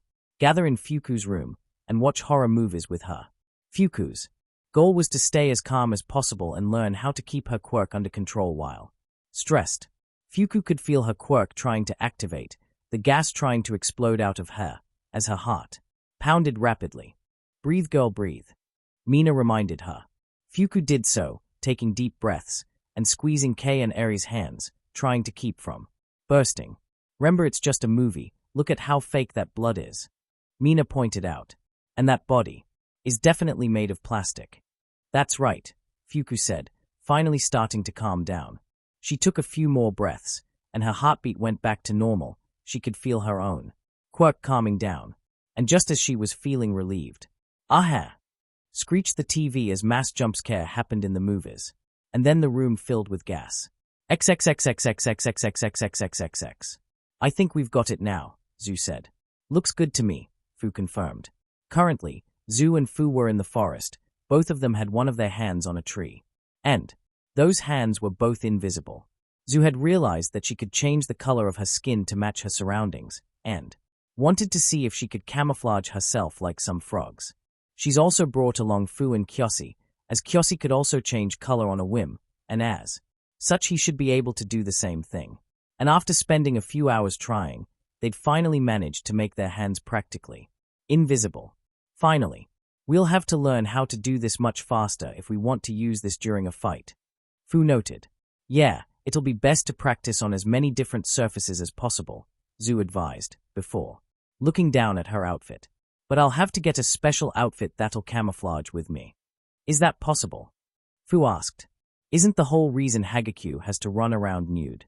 Because they can't make a costume that goes with her quirk. Camouflage and invisibility are different, Zhu explained. You can still see someone when they are camouflaged. It's just very difficult. But you can't see an invisible person at all. This is why it's easier to make a camouflaging costume than it is to make an invisible one. I see. Fu absorbed that information and made a note to look up more things that made camouflage and invisibility different and how light related to them. For now, let's practice camouflaging while moving, Zhu told them. And such, with the rest of her day, decided the two of them put all their efforts into camouflage training. XXXXXXXXXXXXXX. Shinso and Ken were in the training room, staring at each other while Fu watched in the corner. Ken was currently in his upgrade form, meaning he was staring down at the older boy. Are you ready? Shinso asked him. You bet. Go ahead and try it. Ken responded. After that, there was a long silence that lasted for a couple minutes, before Ken spoke up. Did you try it? Ken asked. Are you mind-controlled? Shino asked him, trying again to activate his quirk on him. Nope, Ken responded. How about now? Shinso asked, trying again. Still not mind-controlled. Ken reiterated.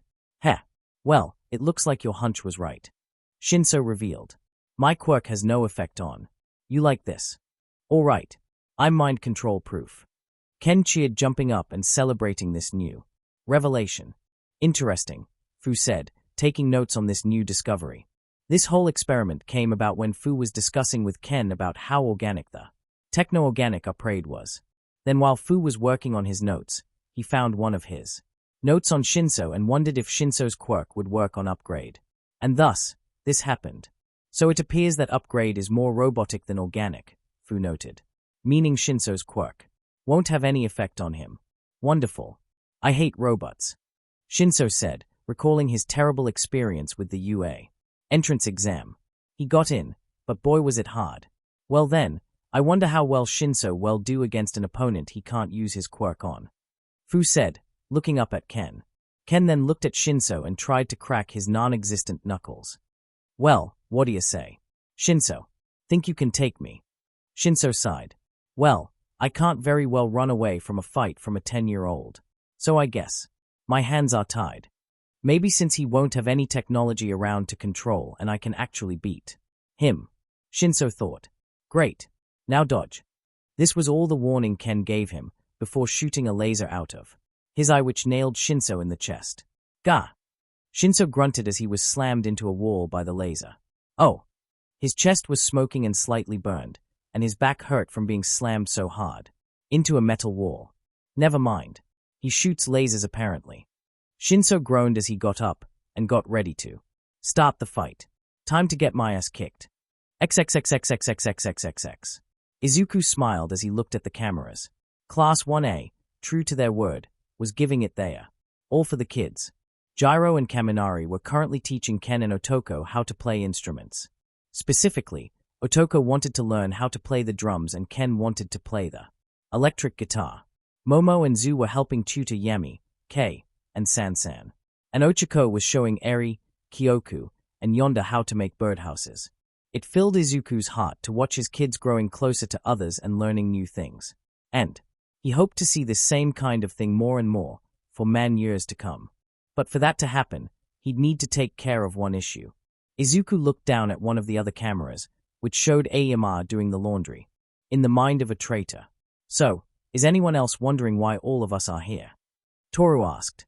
Toru, Kirishima, Aomar, and Yonda were all in a car, being driven by none other than All Might himself in his skinny form.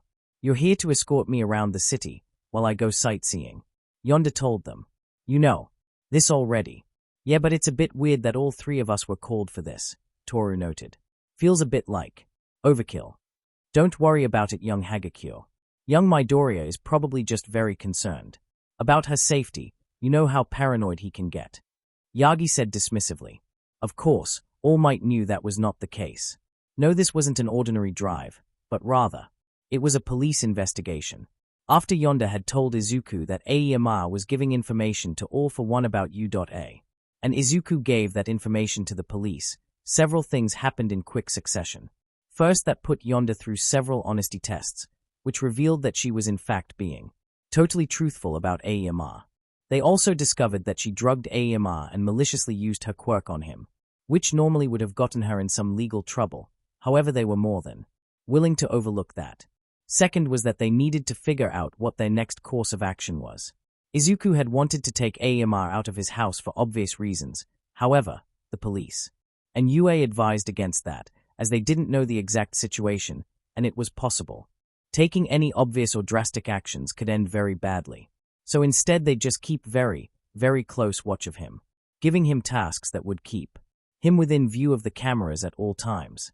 Once that was decided, they then needed to find a way to make sure that Aomar was 100% the traitor, because while Yonda's evidence was pretty damning, it was also legally unusable, and it was still possible that she was wrong. And that's where today's events would come into play. Crash.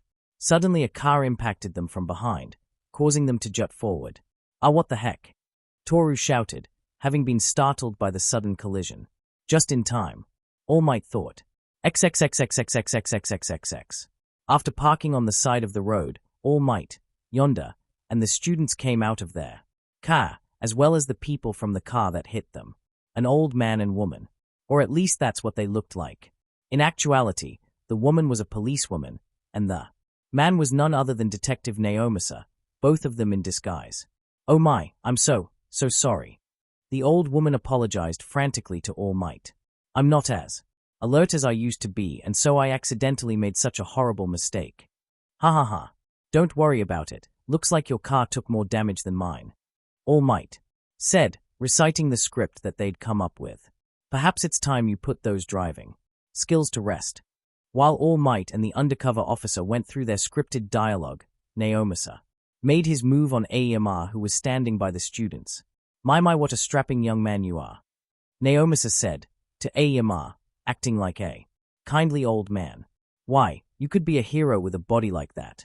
Ah, well, kind monsieur, I actually happen to be a hero in training. Aomar said. Yeah, we all are. Toru explained cheerfully. Oh, is that right? Naomasa responded in his old man voice, giving them all a kindly smile. Well, it's nice to know such nice young lads and ladies will be protecting us in the future. Some people looking to get into the hero business get wrapped up with some dangerous folks. Some might call them villains. I'm sure none of you would ever work with people like that, right? No way. Toru said immediately. Yeah, that's super unmanly. Kirishima said. Of course not. Aomar paused for a moment, trying to hide his nervousness. Someone such as myself would never associate with dirty criminals. Lie. And there it was, the damning proof that Aomar was working for All with, if not All for One, some kind of villain. It was almost definitely All for One based on Yonda's statements, although they had no proof of that at the moment. Either way, at the very least, they had enough proof to launch a full investigation, although it would still have to be kept a secret. If they played their cards right, then they might be able to use this against All for One. They'd gotten what they were there for. It was time to go. Naomasa reached into his pocket and pressed a button that was hidden in there. This would cause a small vibration in the pocket of the female officer, signaling that they were done here, as well as contact Izuku to tell him to move to the next stage. Ah, well, it looks like we're done here, kids. All Might told them as the officer went back to her car. Everything's been sorted out, we dash. And right on cue, All Might's phone buzzed, showing he got a text from Izuku. Oh, looks like there's been a change of plans. All Might told them. Young Midoriya wants us to come back. He wants to take Yonda to the park himself, and young Uraraka will be escorting them. Really? We just left. Toru said, wearing a confused expression that no one could see. Don't worry about it. All Might told them.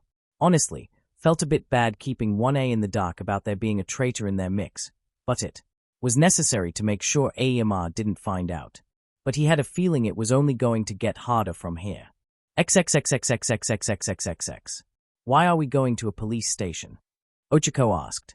It was now about an hour later, and now Izuku, Yonda, and Ochako were all riding in All Might's car, heading towards the police station. Don't worry about it, Izuku told her. Something was wrong. Ochako could tell. Both Izuku and All Might looked tense, nervous, like something terrible either had happened or was going to. Just sit tight, Ochako. It will be taken care of. In contrast to both of them, Yonda looked completely calm, which honestly didn't make Ochako feel any better. If she learned one thing about Yonda is that she did not like feeling valuable or like she didn't have some kind of control over the situation, so her being calm meant very little. Ochako thought for a minute, looking at the people around her, and came up with something. Does this have something to do with that super-secret piece of information Yonda found out? You told her. All Might gave Izuku a shocked look for a moment, before remembering where he was and looking back at the road.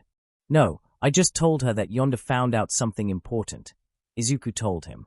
Nothing more. So it is about that, Ochako said, taking All Might's reaction as a confirmation. Yes, but as I told you earlier, we can't tell you about it.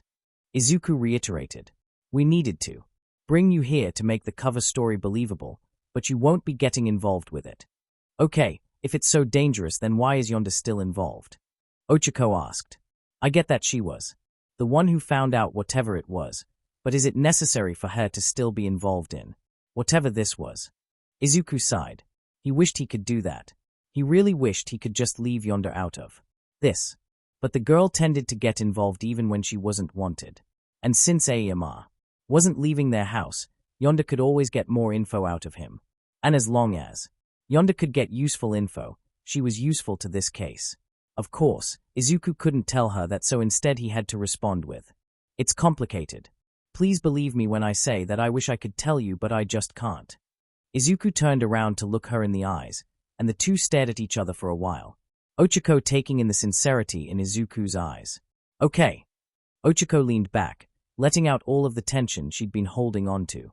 I trust you. Thank you. Really, thank you so much.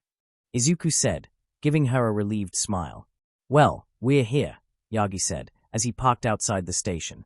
All right, let's get this over with. XXXXXXXXXXXX. All right, now that everyone is here, I believe it is time to start, Nezu said. Currently, Izuku and Yonda were inside of a small police meeting room, alongside Detective Naomasa, All Might in buff form now, Aizawa, and Nezu. Nezu was at the front of the room, with a chalkboard behind him. We now have confirmation that Aemar is at the very least working with a villain, Naomasa said. And given Yonda's statements, we're almost certain that it's All for One, meaning that All for One is in fact not dead. All Might clenched his fist in the back. How could I have such a mistake? How could I have been so naive? I shouldn't have just smashed his head. I should have kept punching until there was nothing left. As he was thinking that, Yonda smiled. She'd always known All Might wasn't as pure as the propaganda would lead you to believe. Even he had to have violent, angry thoughts. Even he thought about doing some less than noble things. Because purity was a thing that could only exist in children. And even then it was extremely rare. It was nice to get that confirmation. From what Yonda has told us, he's been giving information about UA to All for One. Nezu said, before turning to Yonda. Ms. Yonda, do you have anything else you'd like to share with us? Of course, Yonda said, her face lighting up as she finally got to show the fruits of her labor. Well, first off, I'm almost 100% sure that he's an unwilling traitor. As in his being forced? Aizawa asked, making sure to think his question as well as ask it out loud so everyone could hear the conversation. You can tell by the tone of his thoughts. When I catch him thinking about being the traitor, he sounds deeply upset. Like he's being forced to do something he absolutely does not want to do. When he thinks about his classmates, he never sounds angry with them, or like he despises them secretly, or like he doesn't care about them at all. I have caught him thinking sadly about them like he did or is doing something to hurt them. And whenever he thinks about being a future hero or a student of UA or a hero student in general, I can detect this underlying sense of shame and guilt. All this points to him being forced into giving up information. Very good, Ms. Yonda. Nezu praised her. Using a person's tone to detect hidden meanings is a very smart use of your quirk. However, I do hope you haven't still been influencing his emotions with those candies, otherwise, we can't be certain this information is accurate. Yonda shook her head. Father has kept those candies far out of my reach. Literally, he keeps them on a tall shelf I am physically incapable of reaching. Very good. Nezu nodded. But that begs the question, how is he being forced? Aizawa asked. My guess would be his parents. Yonda added. Whenever he thinks of them, he thinks such kind things, but in such a sad and even fearful tone. Like they are in danger. My guess is that All for One is threatening them, saying he'll kill them if Aiyama doesn't cooperate. She's 8 and yet she's already a more efficient investigator than some of our own officers. Naomasa thought. Thank you. Yonda said to Naomasa, giving him a bright smile, causing Naomasa to jump a bit, as he forgot she could hear him for a second. Interesting. I think I have a theory as to how this all started. Nezu said. You see, as I was doing research on Aiyama, I found something interesting. Aiyama was reportedly a very late bloomer. After months of his quirk not appearing, he was taken to the doctors, where he was diagnosed as quirkless. Izuku's eyes went wide. Quirkless. His parents had multiple tests done afterward, and their call came out the same. Everything pointed to Aiyama being quirkless. Nezu continued. Until a little over a year later, when suddenly Aiyama had naval laser. What's more, I can't find any trace of a quirk similar to naval laser in his family tree, and Aiyama's quirk is incompatible with his body. You're saying that All for One gave him naval laser? Naomasa asked, taking some notes. It's a very distinct possibility. My leading theory is that Aiyama was diagnosed as quirkless, and after seeing their son being treated worse and worse by others because of it, they decided they needed to fix this at any cost.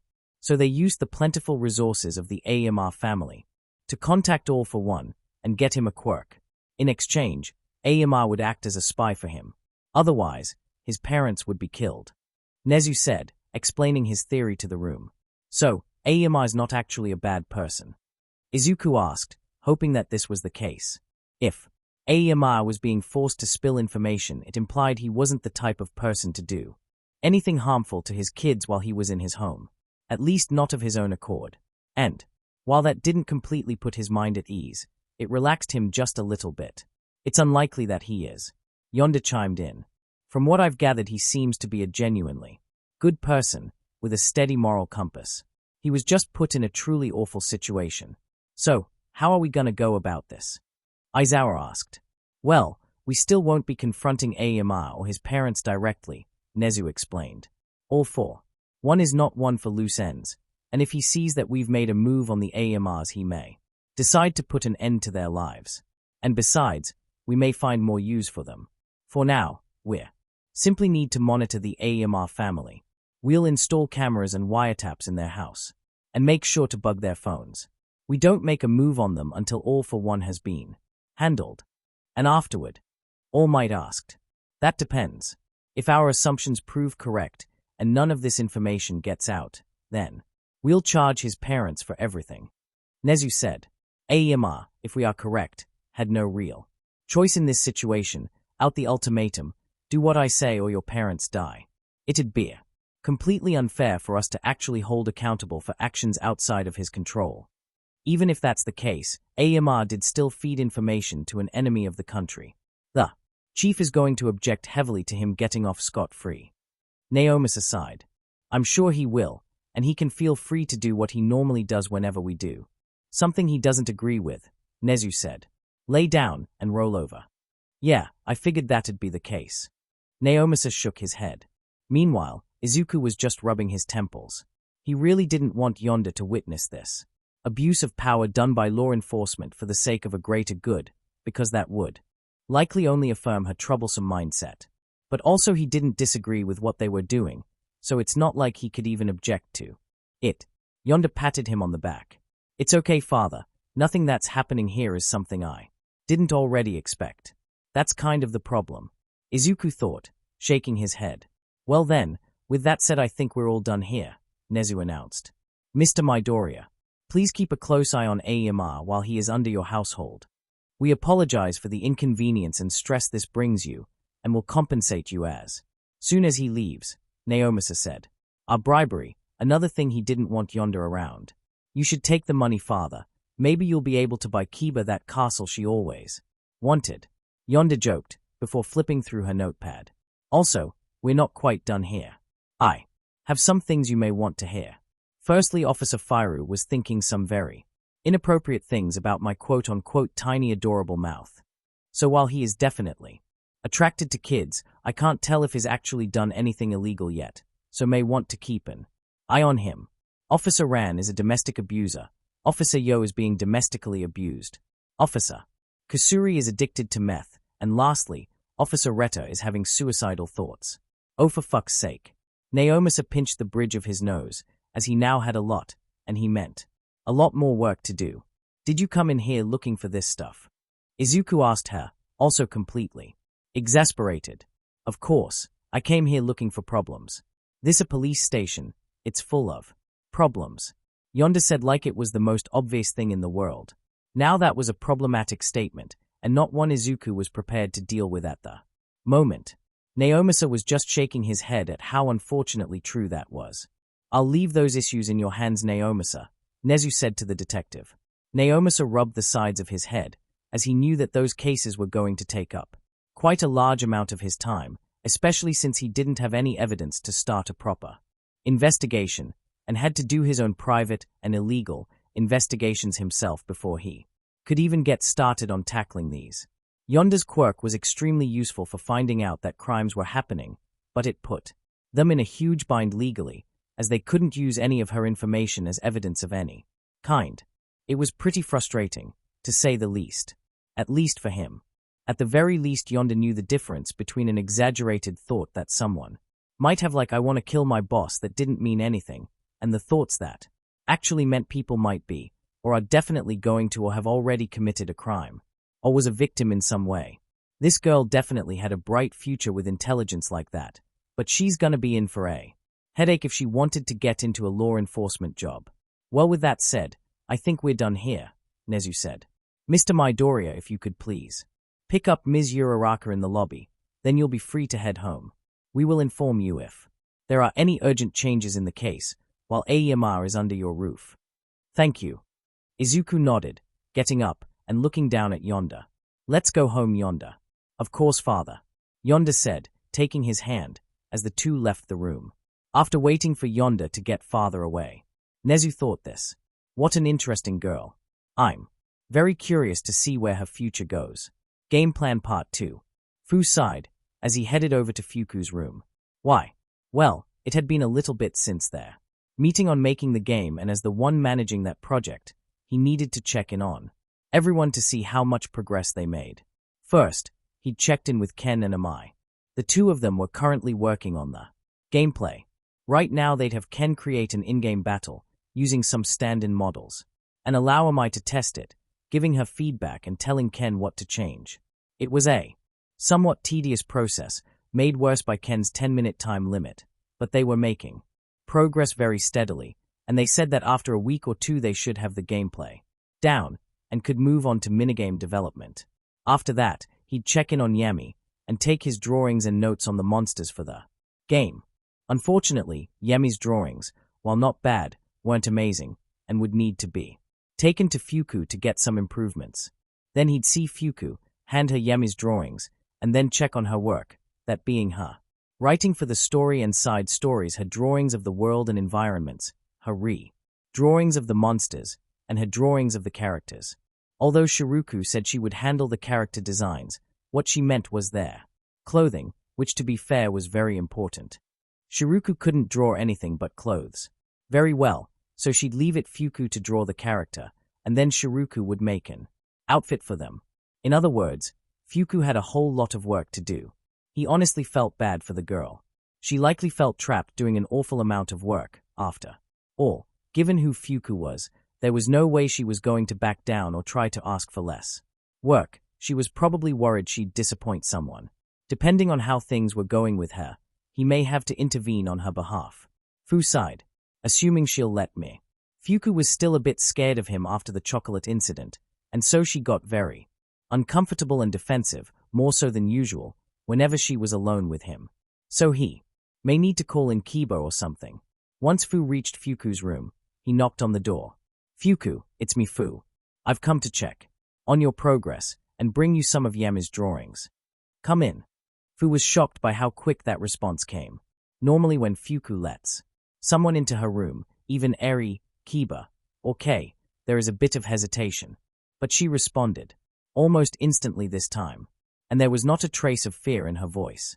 Something was off here. He went inside, and what he saw confirmed that thought. The room was filled to the brim with papers. Papers all over the place. On the floor, on the wall, there were garbage bags filled with papers, and her desk and table had huge stacks of papers on them. Fuku herself was working on her computer at her desk, typing furiously, looking even more disheveled than usual. Her hair was completely out of control, not that it was neat before, but now it looked like Fuku was no longer making any effort to take care of it. She had huge bags under her eyes, and her clothes looked like she'd been wearing them for a while. Papers, Fuku said firmly, holding out her hand towards Fu, while not looking away from the computer and continuing to type with one hand. Okay. Fu was a bit taken off guard by how out of character Fuku was acting. He handed her the papers, and the moment they touched her hand, she snatched them away, at remarkable speeds, and looked at them closely. She squinted at them, looking them over thoroughly, before putting them to the side. Is he rushing these? The lines are all wrong in dash. Fuku started rambling to herself, and Fu found himself lost pretty quickly. Ah, Fuku. Fu tried to get her attention. Huh. Fuku looked towards him as if she just remembered he was here. Oh, right you have. To check on my work. I'll send it to you in an email. You also have to send Shiruku the character designs. Fu reminded her. Right, I'll email her too, Fuku told him, getting started on the process. Okay. When was the last time you slept, or ate, or showered? Fu asked. Huh. Fuku blinked for a while as if Fu's saying that broke her out of some kind of trance. She then lifted up her arm and smelled herself. Ack. Oh. Okay, shower time. I completely forgot about that. Wait. Fu's in my room. Ah, yeah. I've been here the whole time. Fu gave her a curious look. Who do you think you've been talking to? I don't know, I was just in some kind of trance. Fuku answered nervously, blushingly heavily out of embarrassment. I was so focused on my work that I didn't really notice who I was working with. Ah, tunnel vision. Fu deduced. I think Kiba told me about that once. Something to do with archery. Oh yeah, Fuku recalled her experiences with archery. The whole world just kind of fades away, and the only thing I can focus on is the target. I guess the same thing happens whenever you get really into something, Fu noted. Well, at least you seem a lot less afraid of things when you're like that. Although you definitely need a schedule. If you keep working like this, then you're gonna end up like Dad. Fuku paled, as she imagined just collapsing like Izuku did. Although on second thought that didn't sound like such a terrible idea, because boy was she tired. Look, for now, I'll send those emails, and you can go take a shower then a nap, Fu told her. We can work on a work schedule for you tomorrow. Until then, no more working for today. Ha! But I still have so much to do. Fuku argued, sounding and looking desperate. I've only just gotten to the beginning of the third arc. I still haven't done any of the side quests, or character quests. And I only designed the first area. I still need to make a lot more. Yemi's drawings need to get redrawn, and Shiruku's waiting for me to give her those character designs and Fuku's rant stopped abruptly when Fu flicked her on the forehead. What was that for? Fuku pouted, looking at Fu with teary eyes while she rubbed her forehead. You were ranting when you should be showering, Fu told her. This project doesn't even have a deadline. And while I appreciate you giving this your all, everyone appreciates that. We also care about you and want you to take care of yourself. You are not repeating what happened to Dad.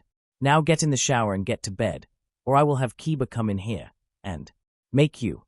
Fuku turned pale as a sheet and dashed into the bathroom as fast as possible. Yes, sir. Fu sighed and shook his head. This project is going to kill me. Good thing I can't really die. Then, XXXXXXXXXX. Hey Ken, Fu said as he walked into Ken's room, finding the boy leisurely relaxing on his bed, listening to music on his phone. Yeah. Ken turned off his music and gave Fu his full attention. Something wrong. Funny you should be listening to music because I realized we completely forgot to address the music in our game. Fu pointed out. Ah crap. Ken's eyes went wide as he realized he'd forgotten something really important. Do we know anyone who can do good music?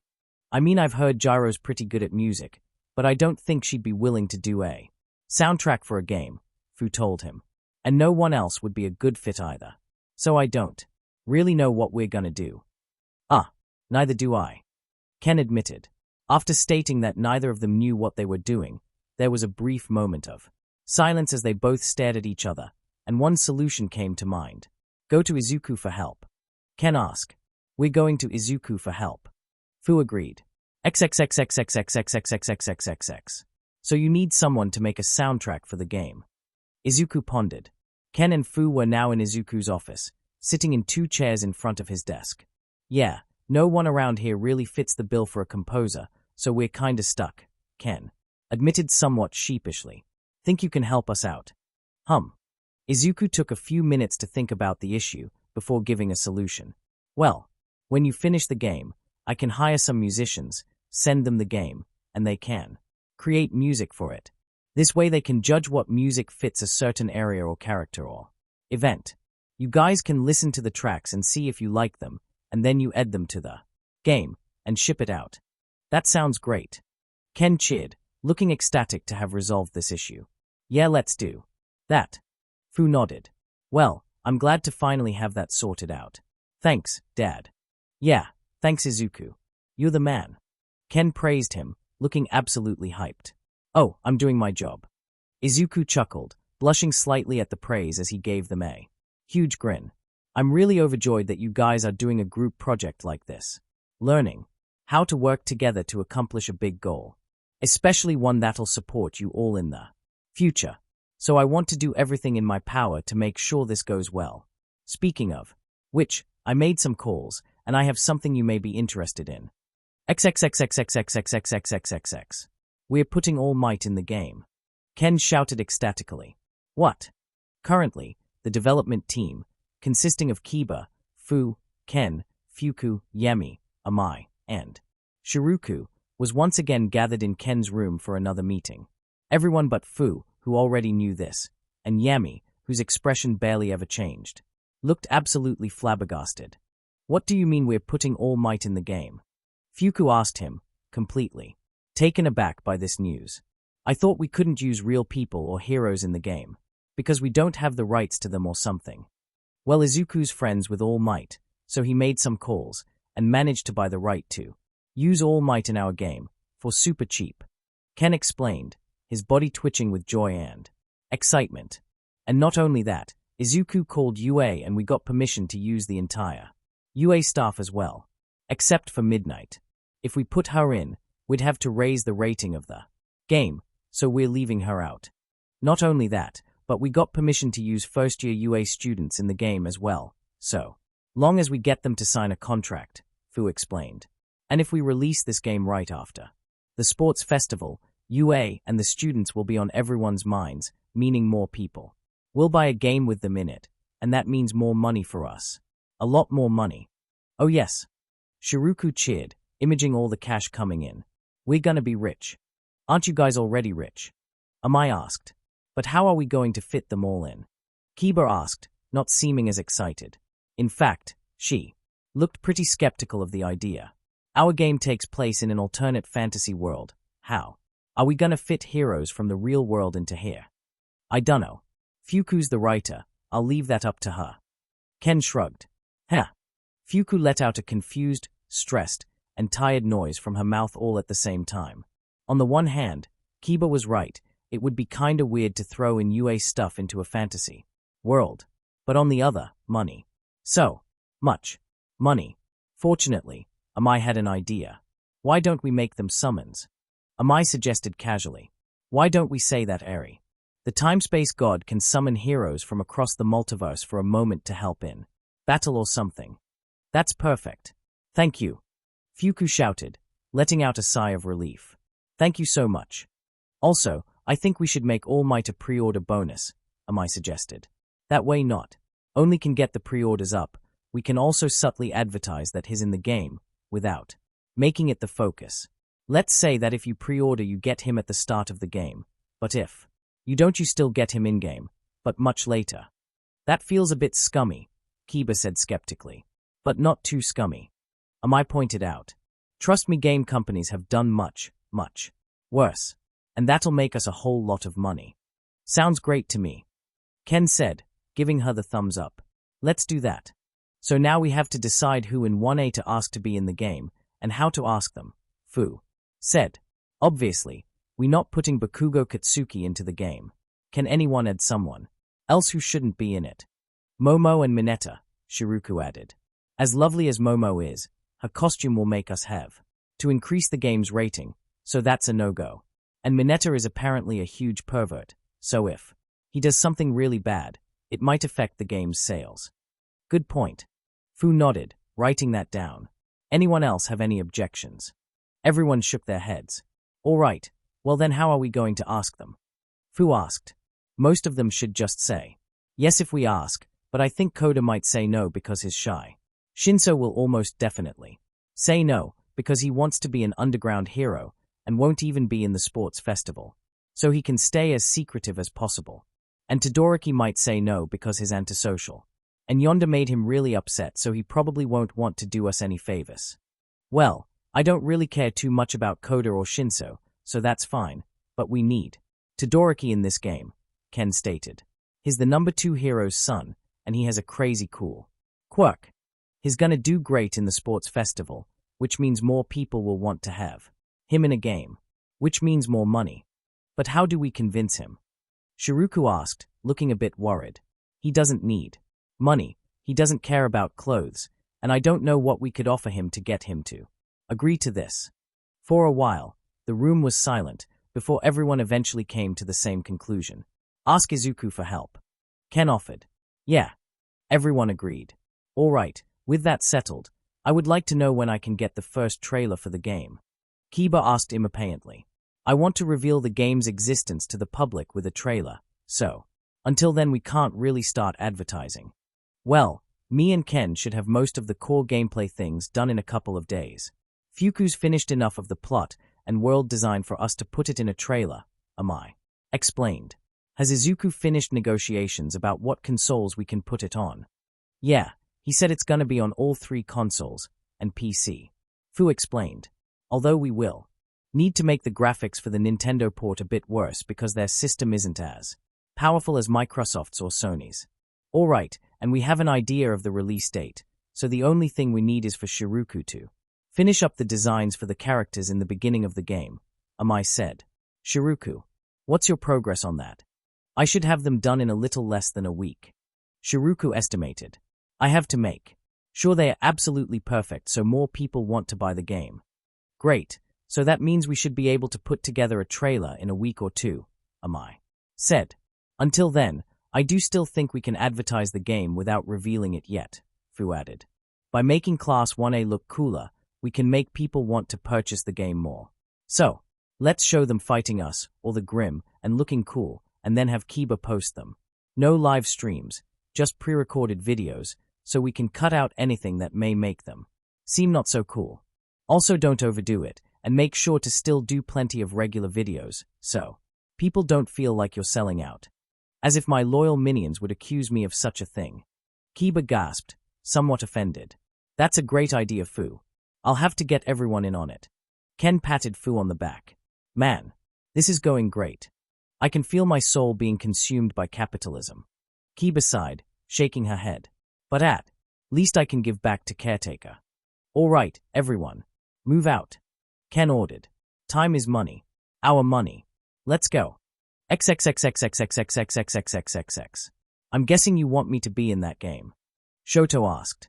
Izuku and Shoto were in Izuku's office, now late into the night, sitting across from each other.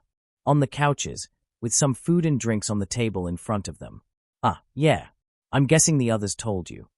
Izuku rubbed the back of his head, in embarrassment, his face bright red.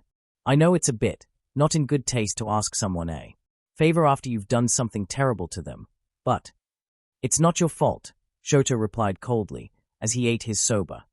Given your position, I can't expect you to keep all of them in line. Not to mention one predicted that an 8-year-old would do something like that. I also don't blame the other children in the house either. Thank you. Izuku bowed. That being said, Shoto added, sinking back into the couch. I don't particularly care about being in this game of theirs. I'm not exactly against it, but I don't see any real reason to agree to it either. I guess that's more than fair. Izuku sighed, before taking a deep breath and getting ready to deliver his pitch. Well, you can think of it as a publicity trade. A publicity trade. Shoto repeated. Curiously.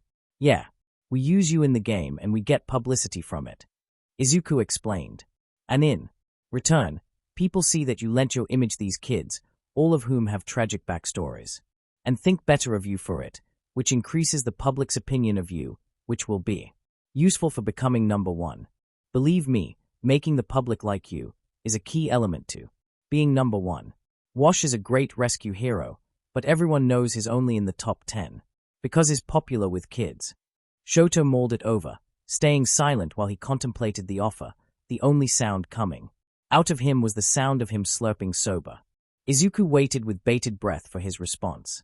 After a few minutes, Shoto finished his soba and set the bowl down on the table before looking up at Izuku and giving his response.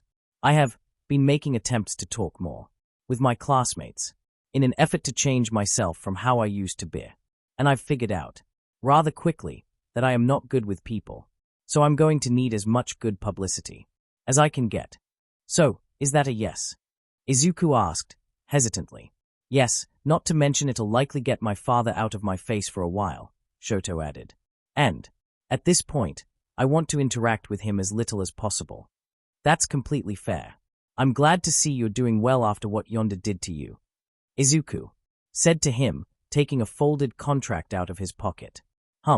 By the way, do you mind if I refer to her as a demon spawn? Shoto asked. Izuku sighed. I'd like to say yes, but I don't think she cares, and she can read your thoughts.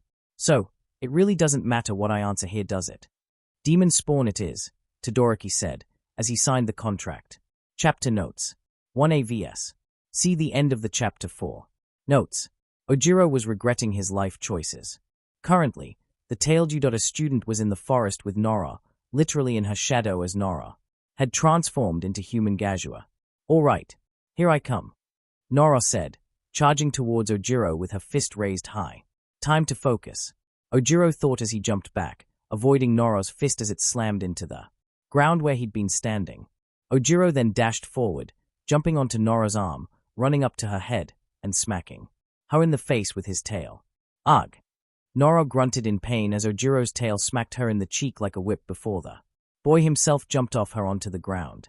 Ojiro didn't let up and charged between her legs and swiped the back of her leg with his tail. Whoa!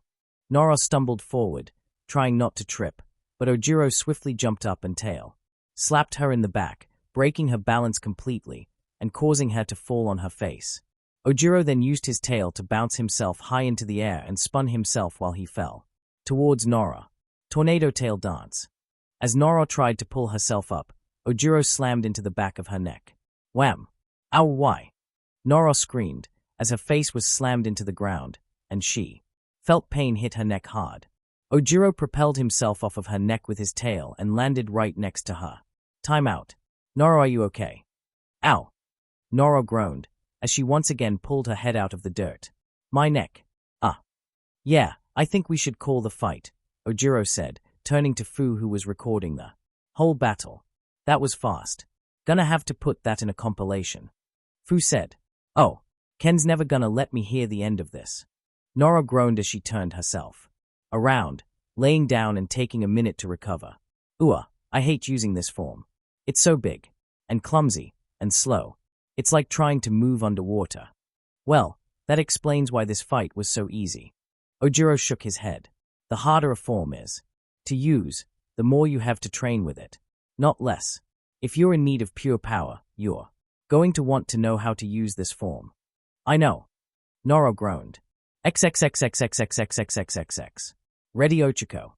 Netsu asked, giving her a wide smile, his fire burning brighter with excitement. Let's go, Netsu. Ochiko replied, returning his smile, her body covered in lighting. As she used 12% full cowling. The two of them were facing off on rocky plains, with a lake nearby and the trees of the forest also very close. There were also some Goliaths nearby, standing by the lake and ready to put out any fires. Nearby. All right, let's go. Netsu shouted. Let me show you something Toru taught me. Solar flare. Netsu's fire suddenly exploded in intensity, becoming a burning beacon of flames that spilled light all around him. Ochiko immediately had to cover her eyes to keep from behind blinded, and knowing that she was wide open, she took a guess as to what Netsu's next move would be, and jumped to the left, avoiding a fire blast Netsu had thrown at her.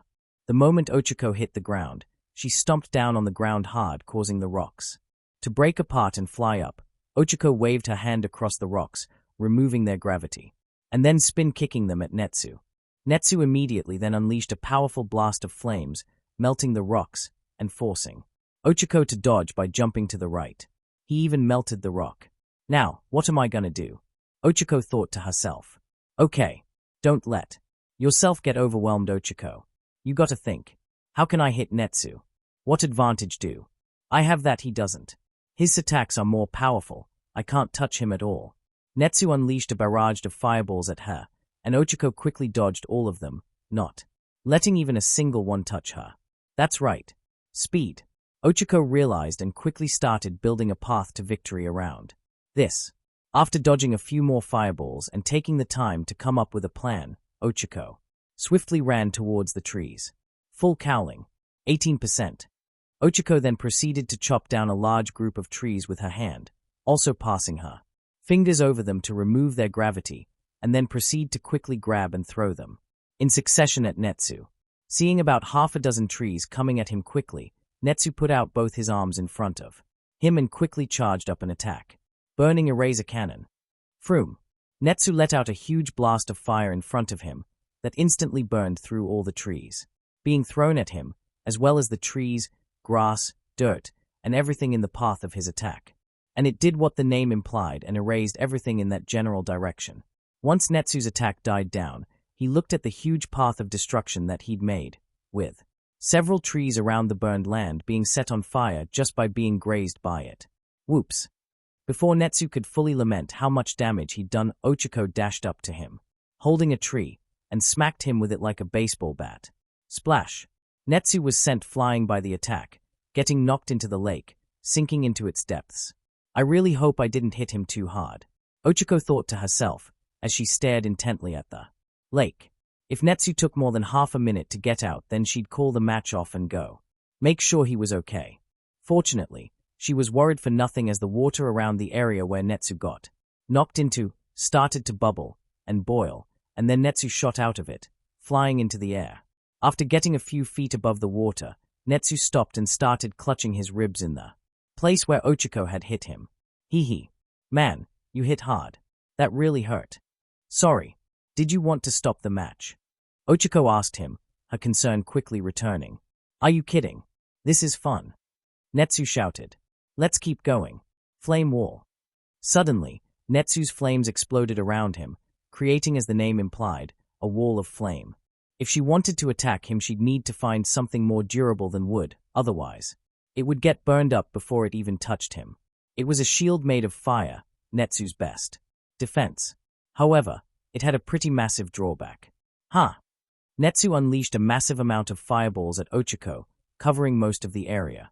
In fire, Ochako put all her effort into dodging the attacks, quickly moving around them. However, given how many fireballs there were, a few did manage to brush her skin and burn her a bit, causing her to wince, but she ignored the pain and pushed on through. Because pretty soon Netsu's weakness was going to rear its head.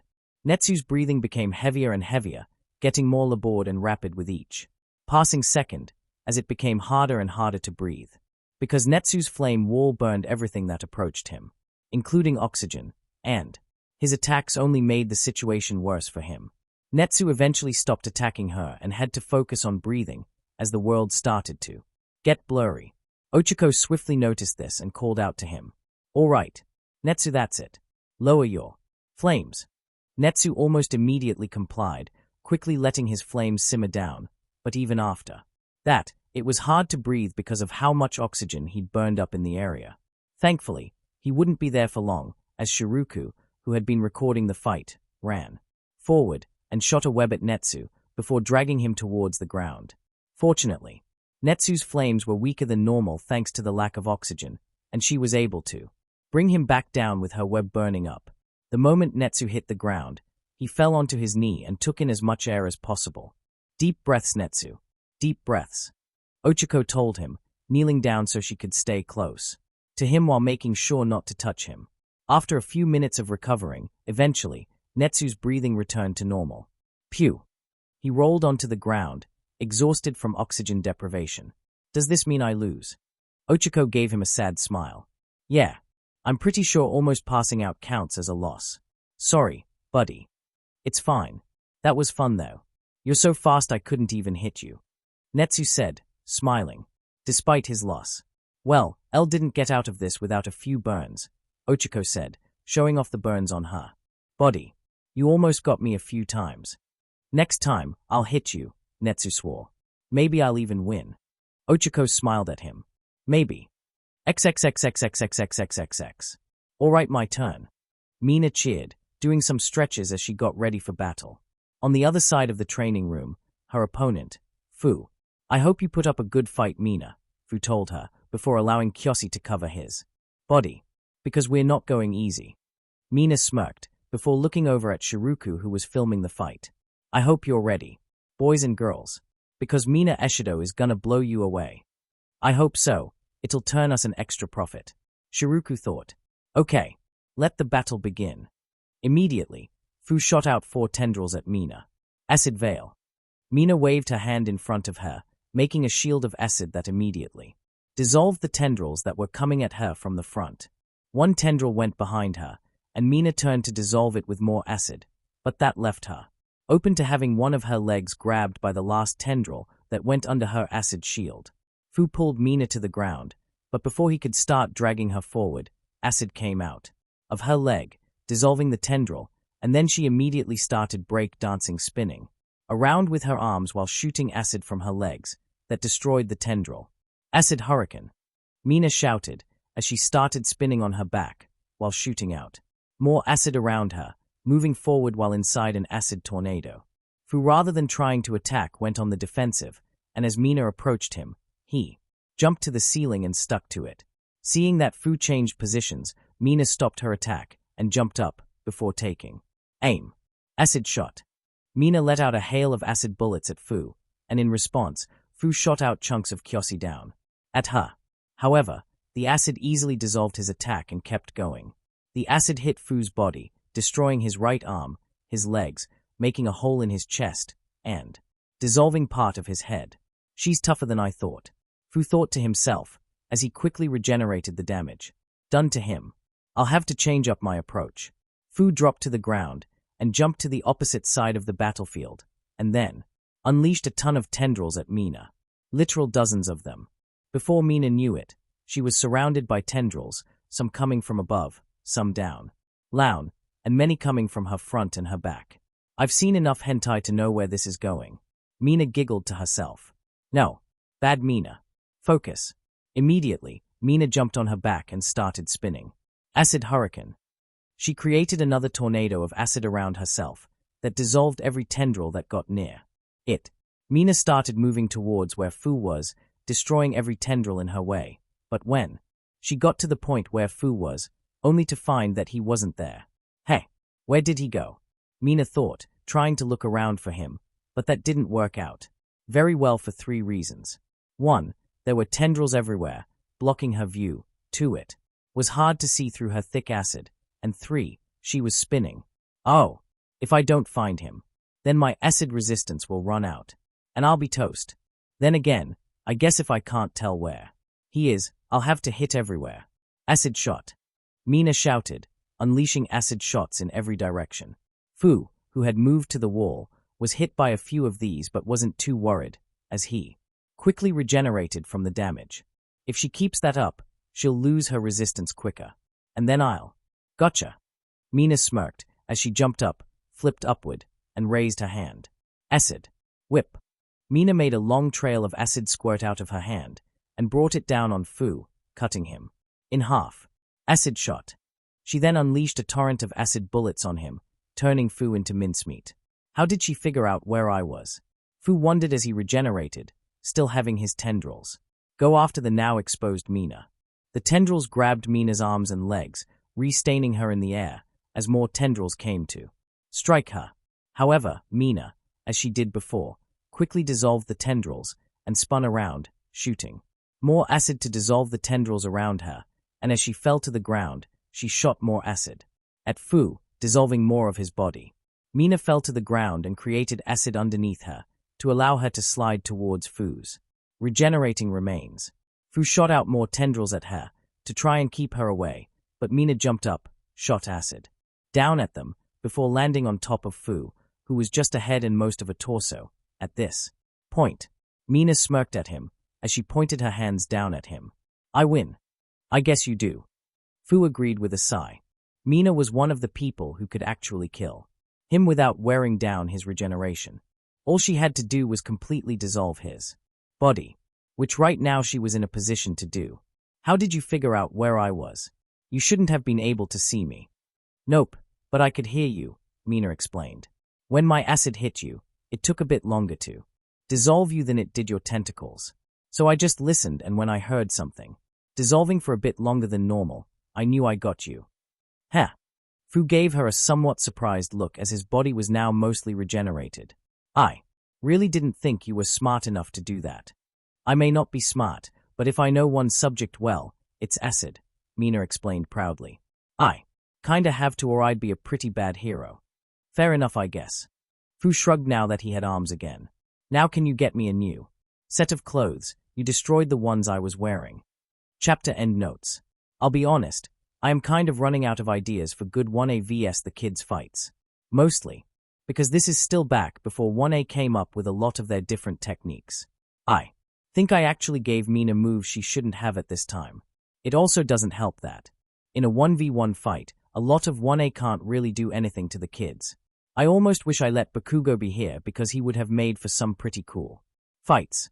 I couldn't do that for story reasons, but would have been cool. Speaking of Bakugo, I have something planned for him and 1B. Don't worry, it should be quick.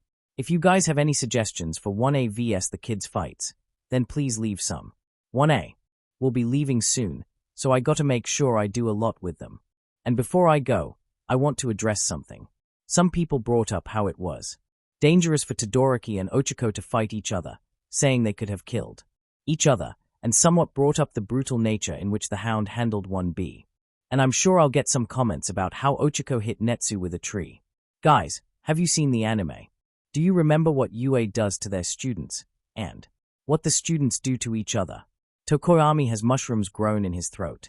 Todoroki gets punched by a fist made of red-hot steel. Ida kicks a guy's head at the speed of sound.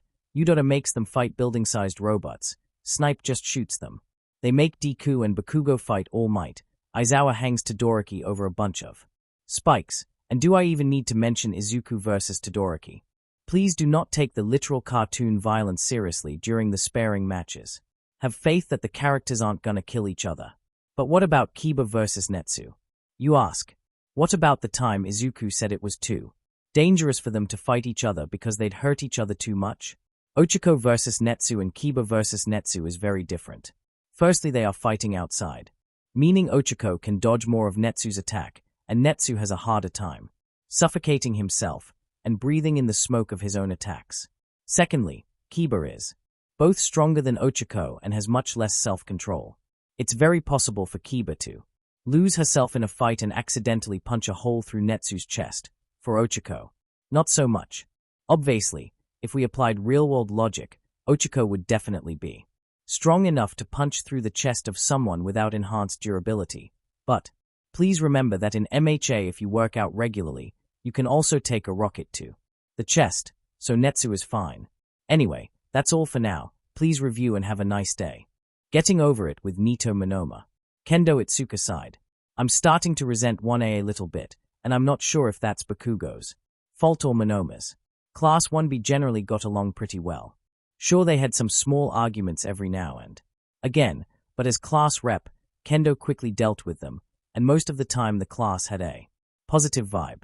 And then 1A went on a long field trip to the Midoriya Foundation and left Bakugo behind for them to deal with. Now, despite his reputation, they didn't immediately hate Bakugo, while Monoma did, but that's only because of his weird 1A thing. Because Kendo liked to think her class was an accepting group, that they wouldn't immediately judge people based on things like that. She never got the chance to actually see if that was true because the moment Bakugo ended up in their class, he immediately let his dislike of being in a class of rejects barely able to pass the piss-easy entrance exam filled with people that had shitty quirks that would make a sidekick burst out laughing. And that was just the first 30 seconds. It had now been about 2 weeks, and everyone had had enough of shit by week 1. Even Pony, and she was the nice one. He absolutely destroyed them in training sessions, oftentimes going way overboard, and then immediately gloating about how great he was and about how trash they were. Every time anyone tried talking to him, he would call them shitty extras. And may whatever higher power existed in the world help the person that tried calling him out. He would curse at the top of his lungs, let off explosions and threaten murder until Vlad told him to cut it out. As for whenever he was put into a group exercise, you just couldn't work with him. He literally would not cooperate, so one of two things happened. 1. Bakugo would do the whole exercise by himself and win, or 2. Bakugo would try to do the whole exercise by himself and fail because it wasn't a combat-centric exercise and combat was all Bakugo was good for. Overall, the more time Kendo spent with Bakugo, the more questions she had. How did 1A put up with this for months? How did Midoriya put up with this for years? How did UA expect them to deal with this for 3 years? Why didn't UA just expel him for the obvious behavioral issues he had? Why didn't Midoriya press charges and drop-kick Bakugo's career off a cliff? Why has no one decided to really take Bakugo down a peg? Alright class, today there's something special for you all, Vlad said, taking his place in front of the classroom, with his hand on a stack of papers. Do you all remember the Midoriya Foundation? Immediately they could feel the mood in the room drop, half because they recalled the last time they went there, and half because of the sheer hatred coming off of Bakugo the moment that name was said. Sensei, I don't think we can forget that place. Setsuna cringed. Are we gonna do that test again? Togaru asked enthusiastically. I'm itching for a rematch. With Clifford the big black asshole. Why on earth would you want to go back there? Manga asked, his head turning into a question mark and exclamation point. If I never have to face that hellhound again, it'll be too soon. No more demons. Pony said, shaking her head. Fortunately, we won't be sending you back there, Vlad assured them. Instead, we have something much more pleasant. You see, the Midoriya Foundation has a technopath in there, Care, who has decided to make a video game. Not a small one either, thanks to their quirk. They can easily develop games that would normally require massive studios to create. As such, Midoriya himself asked if UA would cooperate and lend them the rights to use our staff and the first-year students. This includes 1A and, of course, all of you. Except for Bakugo, for obvious reasons. Whoa, really? Manga shouted, his head now just an exclamation point. We're gonna be in a video game. Or heck yeah. Togaru shouted, pumping his fist into the air. Immediately the whole class broke into excited chatter, the mood now higher than it was before as everyone voiced their excitement. And naturally, since everyone was a bit too happy for his liking, Bakugo came in and ruined it. What the hell are all you extras so happy about? Bakugo shouted, causing everyone to go quiet. You get told you're gonna be in a shitty game made by one of Deku's brats, and you get all happy. That's fucking pathetic. There was a moment of silence, as everyone took in what he said, and then immediately ignored it and went back to talking. Hey, don't fucking ignore me, you damn extras. Bakugo shouted, unleashing some explosions from his hands to try and get attention, but to no avail, as everyone was done giving him what he wanted. Attention and validation, namely. Now everyone settle down, Vlad said, causing the class to go quiet. This is a great opportunity for you to learn about publicity, image rights, and contracts. Speaking of which, these are the contracts you have to sign in order to lend your image to the game. Read them thoroughly. There'll be a test about its contents later. Ugh, groaned many of the students. Groan all you want, but signing contracts is an important part of being a hero. Don't start. Bakugo. Vlad warned when he saw Bakugo open his mouth. If you don't learn how to navigate these things, then you'll end up in a horrible situation. I've heard of certain heroes being swindled out of billions of yen from misreading contracts, so read this one carefully. Obviously, Midoriya isn't going to try and scam you, but this is just so you can get familiar with contracts. Yes, sensei, responded most of the class. Bakugo, I'll be giving you a different contract. It doesn't do or mean anything, it's just so you don't get left out of this. Vlad told him. TCH, I don't need to fucking practice how to sign contracts. I'm not a fucking idiot like the rest of these dipshits. Bakugo seethed. And besides, I'm gonna hire someone to do all that tedious shit. Not right after you graduate, you're not, Vlad told him firmly. Most heroes work as sidekicks for at least a few years before they move on to full-time hero work, in which they are typically the ones in charge of the paperwork. And even if you work as a hero right out of the gate, you're still going to need to work for a few years before you can grow an agency big enough to have people work for you. Yes, even All Might had to do his own paperwork for a while. But even if you could completely avoid signing contracts and put all the work on someone else, for the most important things, it's better if you do it yourself, because putting it in the hands of someone else is a big risk. Especially for someone who very easily earns the contempt of other people, like you, Bakugo. Bakugo growled but didn't say anything in response. His typical way of saying, "You're right, but I'll never admit it." Anyway, as I said before, look them over thoroughly. Take in every legal phrase and word. If you don't understand something, Google it. Vlad told them, before picking up the papers and handing them out. XXXXXXXXXXXXXXX. After that, the rest of the class was spent quietly studying contracts and signing where needed. Now it was lunchtime, and Bakugo was sure that 1B was down in the lunchroom, merrily celebrating being in a video game. Not that Bakugo would know, seeing as he was currently on the roof, eating his lunch alone. As usual. TCH. What the fuck is up with all these fucking extras? Bakugo growled to himself.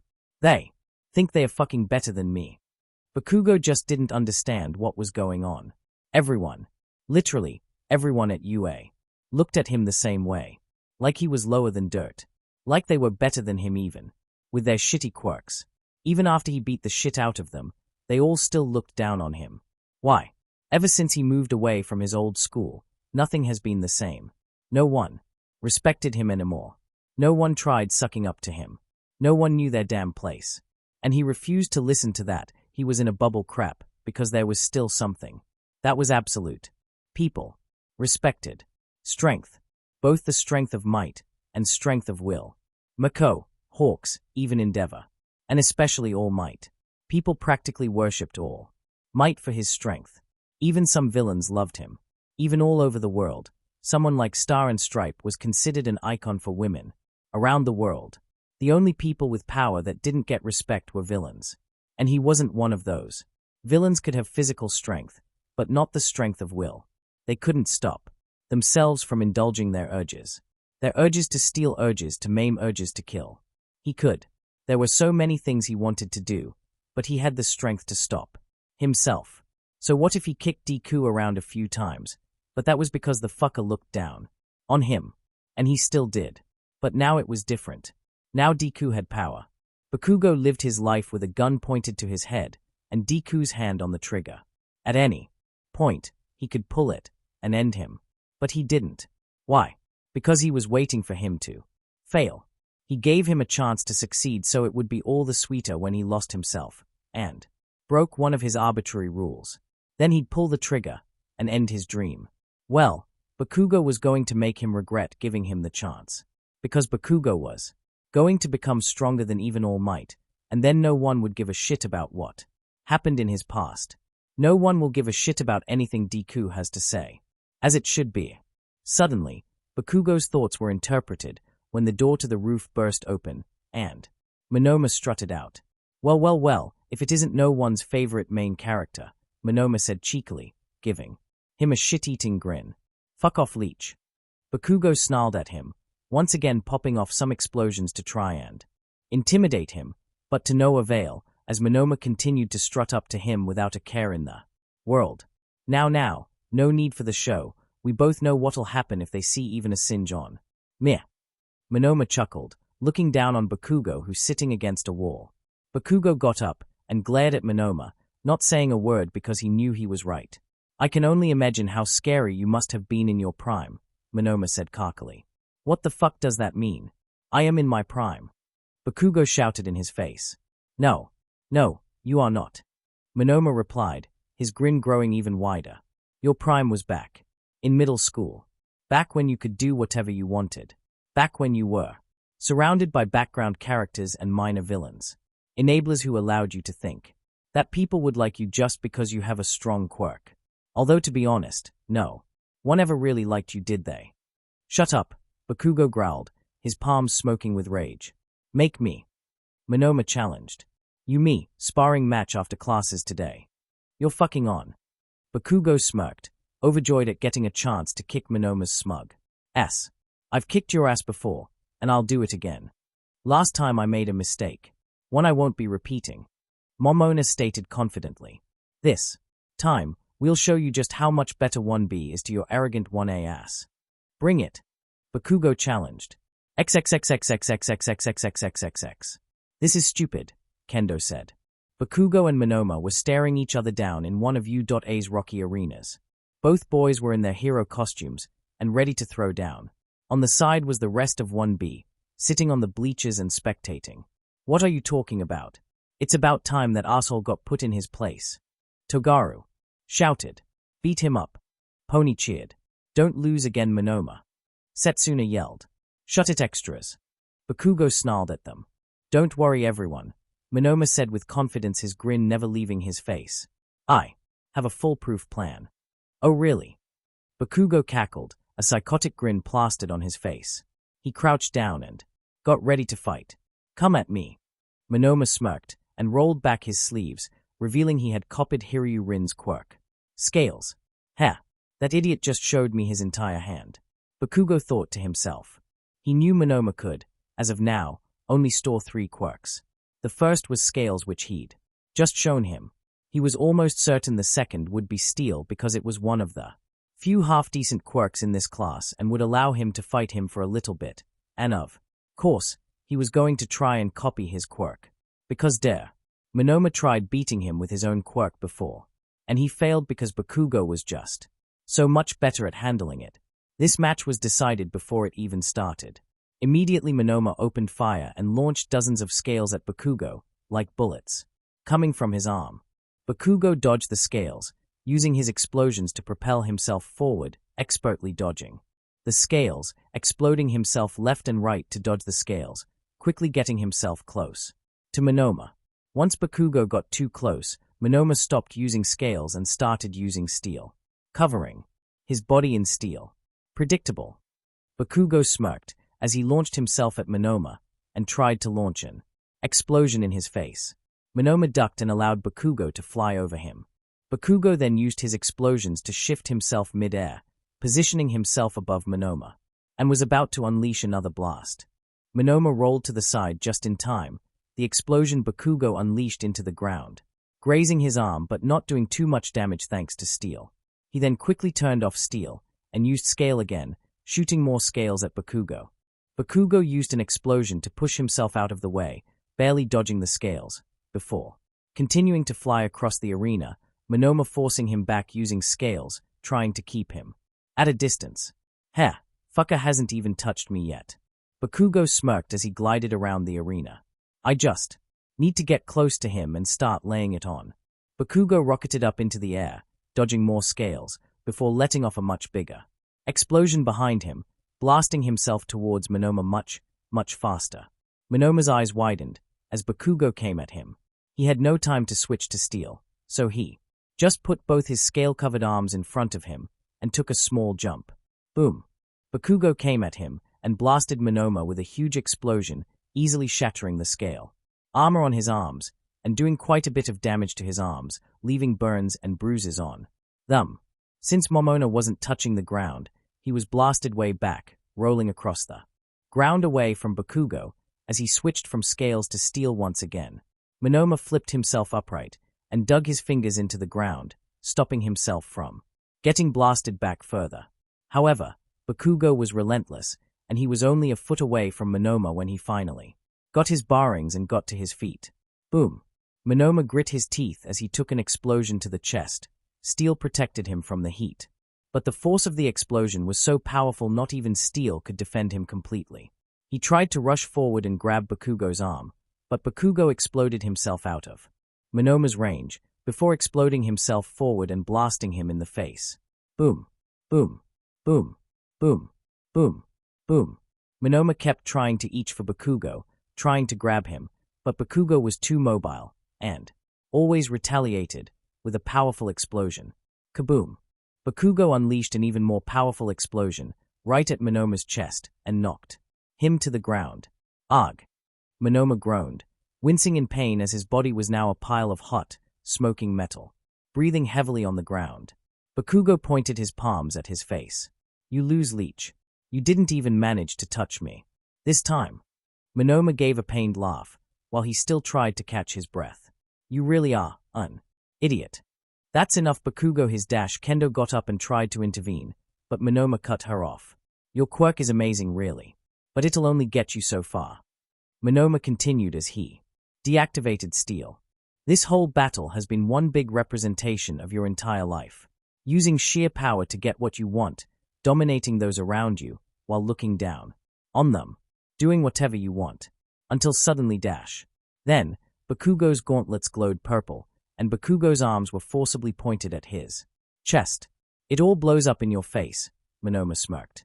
Bakugo only had time to look down in horror, as the pins on his gauntlets were pulled. Crack boom!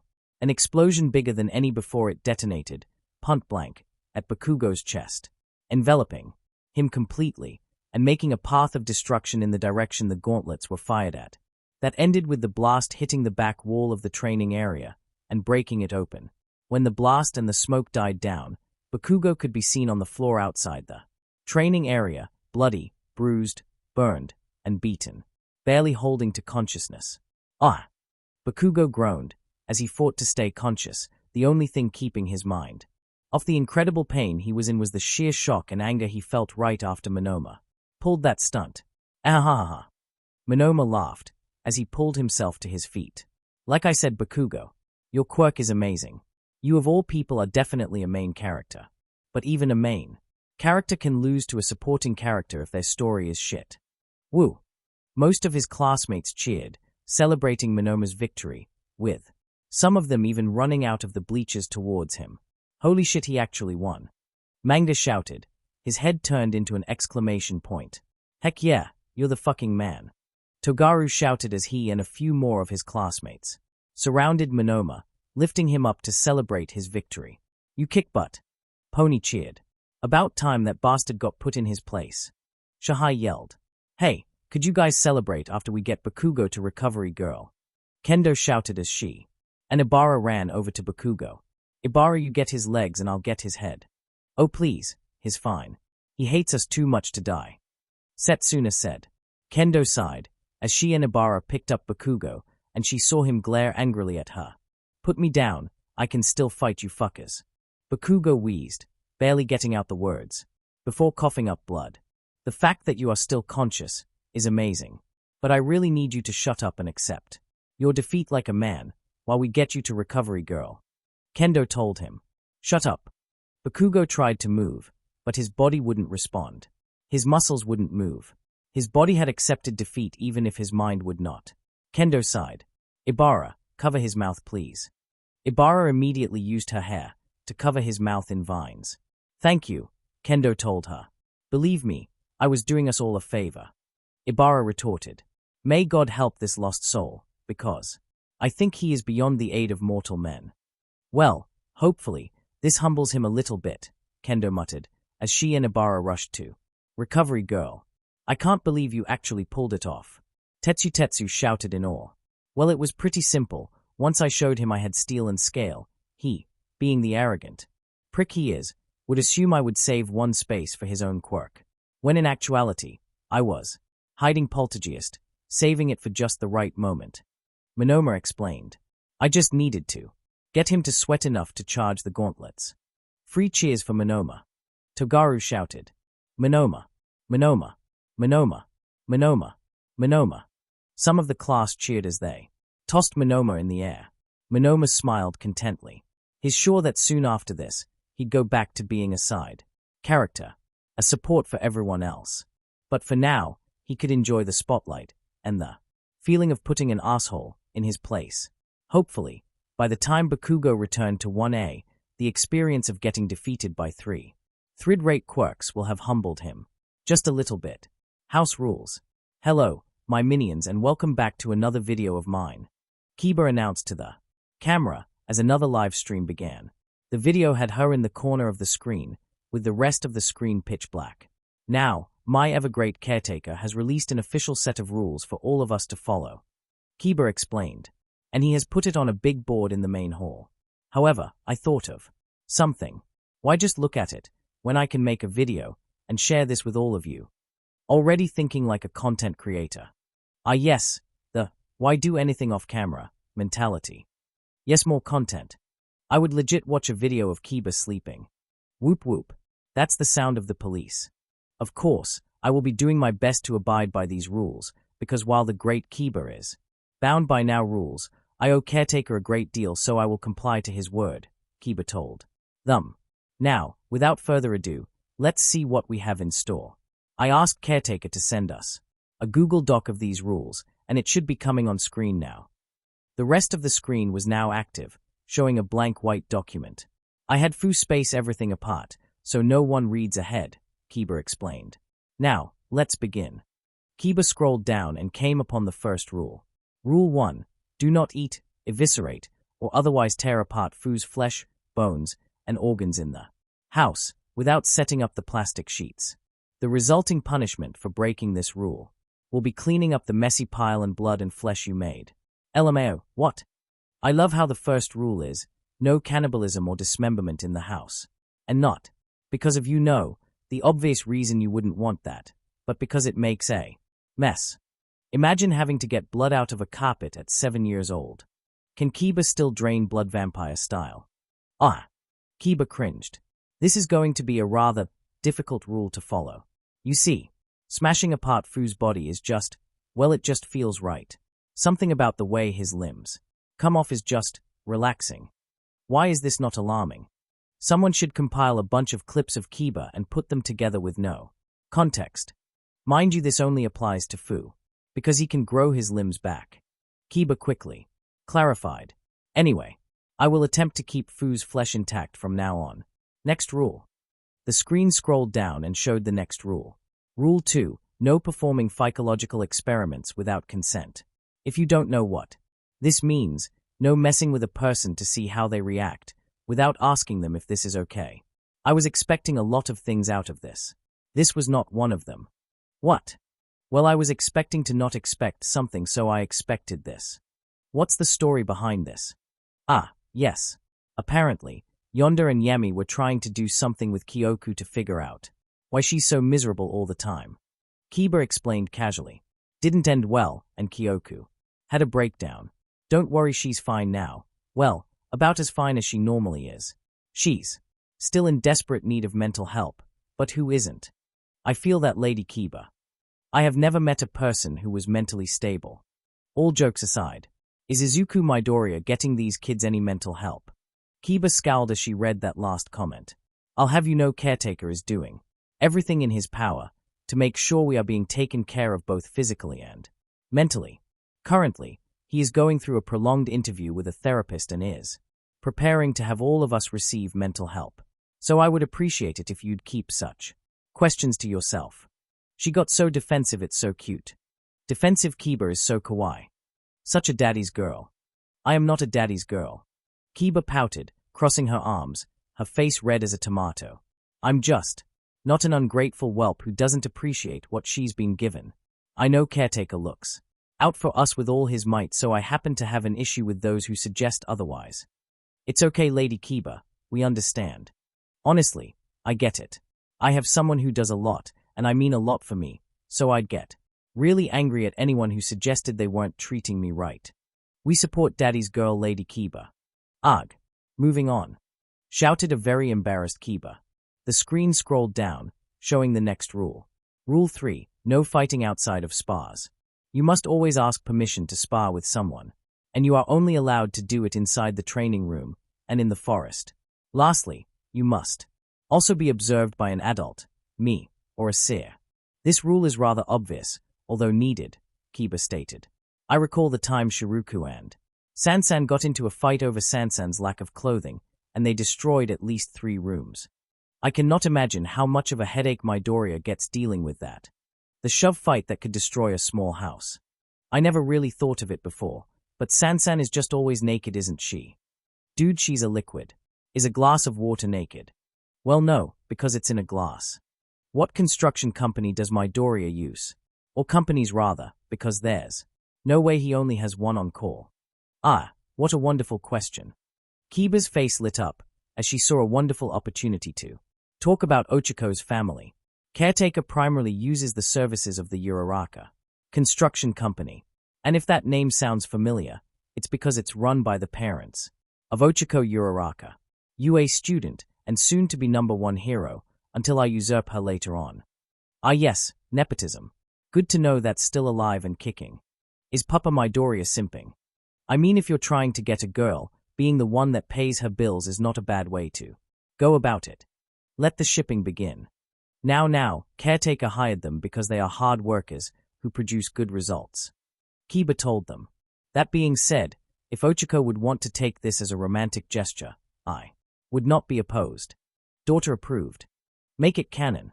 Please stop shipping real people together. Well, I believe we've lingered here long enough. It is time to move on. Kiba said as she scrolled down to the next rule. Rule 4. You are not allowed to glomp Netsu under any circumstances. Who thought glomping the kid that was always on fire was a good idea? LMAO. Yeah, Kay tried this once. Kiba grimaced. It didn't end well, to say the least. Moving on. She scrolled down once more, to the next rule. Rule 5. Under no circumstance are you allowed to inhale Fuku's fear gas. Fear gas. Oh, so that's Fuku's quirk.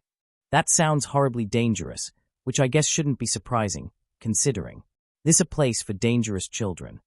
Ah yeah, Fuku's quirk lets her emit a gas that makes you experience a nightmare in real life.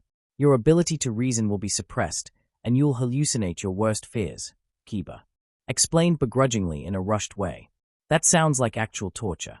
Holy shit, that sounds terrible. I think I'd literally rather die than breathe that in. Look, I would rather we not linger on this topic. Fuku dislikes her quirk, and it has caused her a lot of pain. So let's move on. Kiba stated firmly, sounding a bit frustrated. As Kiba was talking, she moved to the next rule, not wanting to linger on this topic. Rule 6. No using Fu's head as a ball or decoration. I knew they'd try that at some point. This is unsurprising, and I'm not sure how to feel about that. Hooray to the desensitization of violence. Queen Crimson, heads don't actually make very good balls. They don't bounce. But they do make great decorations. I'm really beginning to think Queen Crimson may be a psychopath. So I may have attempted to do both these things at some point, Kiba admitted, blushing a bit with embarrassment. Simply out of curiosity, it didn't end well. Moving on. Rule 7. No feeding Fu and Kyoshi chocolate. Ever. Oh, this is a fun one. Apparently, chocolate is like a drug to Kyoshi, and it caused some kind reaction in Fu's brain that causes them to go berserk. Kiba explained. He accidentally ate one of Fuku's delicious chocolate chip cookies and just went crazy. Fuku's the only one that's seen it before. I really want to see what it's like, but apparently, after the craze is over, it causes Fu to die temporarily, and caretaker would rather not see what happens if we try that. Multiple times. Dies temporarily, only in this house. Man, poor Fu. Can't enjoy chocolate. Fu can't enjoy any foods. He can't taste.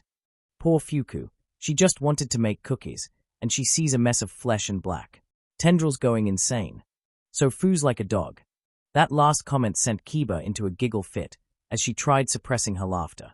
Yes, I suppose he is. My most loyal of hounds. Well, if a dog gets better grades than you, what does that make you? Fu asked off-screen. Teh. Fu did not take that lying down LOL. Shots fired. Kiba's smile immediately turned into a scowl, and she stuck her tongue out at Fu. Next. Rule 8. Do not touch Eri while her quirk is active. If you see Eri's quirk is active, get as far away from her as possible, and inform me immediately. Not allowed to explain this one, Kiba said quickly. Moving on. Rule 9. If you see Ken has turned into a ghost, run. Do not attempt to talk or reason with him. Just run. Ah yes, apparently Ken has a 10th transformation called Ghost Freak, which he won't use, Kiba explained. Most of Ken's transformations change his personality in some way. Ghost Freak just makes him super angry and hostile, so he'll do some terrible things that he wouldn't normally do otherwise, like attack someone. So that's why he's an OPC. I was so confused because he didn't seem all that dangerous. This place is so much fun to watch, but at the same time, things like this are why I could never live here. What's up Nora then? Nora. Oh, she's not dangerous. She's only here because Ken is here. Kiba explained. And I wouldn't worry too much about Ghost Freak. Ken never wants to transform into Ghost Freak. And he can't even if he did. The Omnitrix is supposed to keep him from turning into Ghost Freak, but it can malfunction if he gets too stressed, so it's still possible for him to accidentally turn into him. But even then, he can only be transformed to 10 minutes, so it's not as bad as it sounds. Even if it's only for 10 minutes, I wouldn't want to try and run from something that can go through walls. I would be panicking and screaming the whole time. I can only imagine it must feel terrible to be so angry and hateful. Dust to dust. Not really, I feel fine. Next rule. Kiba said as she scrolled down again. Rule 10. Do not, ever, eat Yami's Grim batter, or put it anywhere near your mouth. This can lead to a Grim being formed inside your body. If you suspect you've eaten some of Yami's Grim batter, tell him immediately so he can stop the process and get to the medical wing immediately. Oh God, what a way to go out. Fuck. Imagine that you feel some liquid go down your throat and into your stomach, and then it starts to expand and grow, or you feel something moving around trying to get out, ripping your body apart as a nightmare monster bursts from your body like fucking xenomorph. Fuck you, buddy. Welp, looks like I know what's gonna be in my nightmares for the next few months. I didn't think Yami could get any scarier. I was wrong. I was very, very wrong. Don't really need to explain anything about this. It's pretty straightforward. Kiba shrugged. Next rule. Rule 11. Girls, do not allow Sansan anywhere near your private parts. I would like it if you all kept away from that area in general, but this is especially dangerous as it can result in an unwanted pregnancy. Wait, what the actual fuck? How? Lady Kiba, please explain. Okay, so, apparently, you know how we use chemicals to force Sansan to not be so acidy all the time. Kiba started to explain. Well, apparently how that works is that the chemicals force her body into mating mode. She's no longer acidic, but now she can get girls pregnant if she's not careful. Still, what the fuck? So she's made of jello sperm. Well, nature finds a way. I've seen enough hentai to know where that would go. Listen, I know this is about children, but the potential joke is right there, and I literally can't stop myself. Ban me. I won't be mad. Well, before the inappropriate jokes continue, we should move on, Kiba said, scrolling down. Rule 12. Do not, under any circumstance, surprise Fuku. Yeah, that's pretty obvious. Imagine. Surprise. Oh god, why? Don't really need to explain this one. Only an idiot would try this. Kiba said. Next rule. Rule 13. Do not sneak into Kai's room without him knowing, or while he's asleep.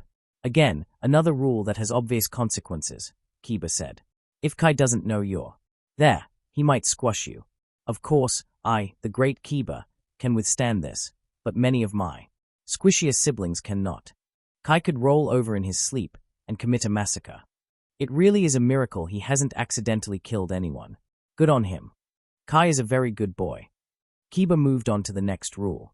Rule 14. Do not drug people. This includes using Amai's candies on people without consent. Okay, here's something else I didn't expect. What does that mean? Candies. Oh, that's right, I've never explained Amai's quirk, did I? It's called mood candy. Kiba explained. She makes candies that can influence your mood. She can make you calm, angry, sad, happy, or make you fall in love. Apparently, some of my siblings have been misusing these candies, and as such caretaker has gotten quite strict about their distribution. As he should. That sounds like a serious problem. In most contexts, this would be taken way more seriously. But in a house where death is a constant threat that no one seems to acknowledge, this is just a drop in the bucket. Well, that appears to be the end of the list for now, Kiba said. Caretaker said he will continue updating the rules as time goes on, most likely soon given what goes on within this household. With that said, my time with you has come to an end today. Do not despair, I will return soon to grace you all with my presence. In order to look upon my face as soon as possible, please remember to subscribe to both my channels. Farewell for now. Chapter Notes. Game Plan Part 3. Hey everyone. Just wanted to say that this fic is brought to you by Raid Shadow Legends. That's right, for whatever reason, despite being extremely well known, Raid has become so desperate for attention they broke down my front door, threw money into my face, and threatened my family unless I did this, so here we go.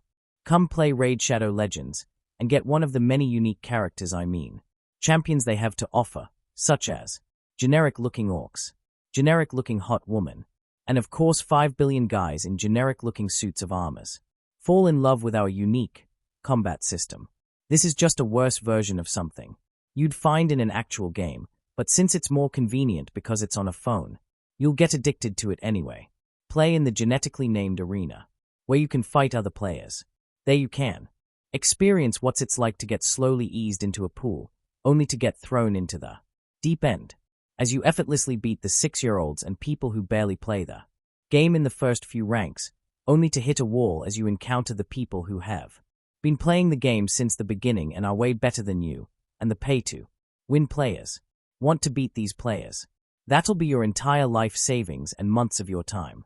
Log in with the code Amateur Writer and receive a bunch of resources that will last you about a day, one free 5-star champion that'll do well enough until you get to the harder content, and then it'll make you want to summon more, and a free crystal to summon absolute garbage. Unless you are that one person who gets the best character in the game on the first try. And to that one person, on behalf of every player stuck in gacha hell, fuck you, buddy. So come and ruin yourself financially in Raid Shadow Legends. See the end of the chapter for more notes.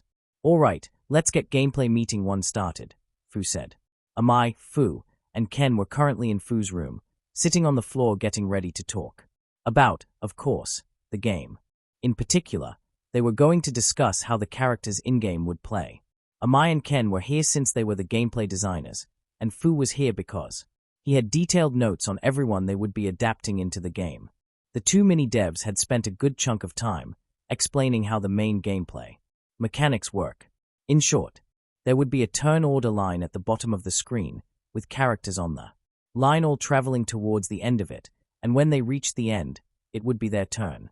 The speed at which they traveled along the line, of course, depended on the current speed of the character. Leveling up, rather than increasing your stats, would give you skills and skill points.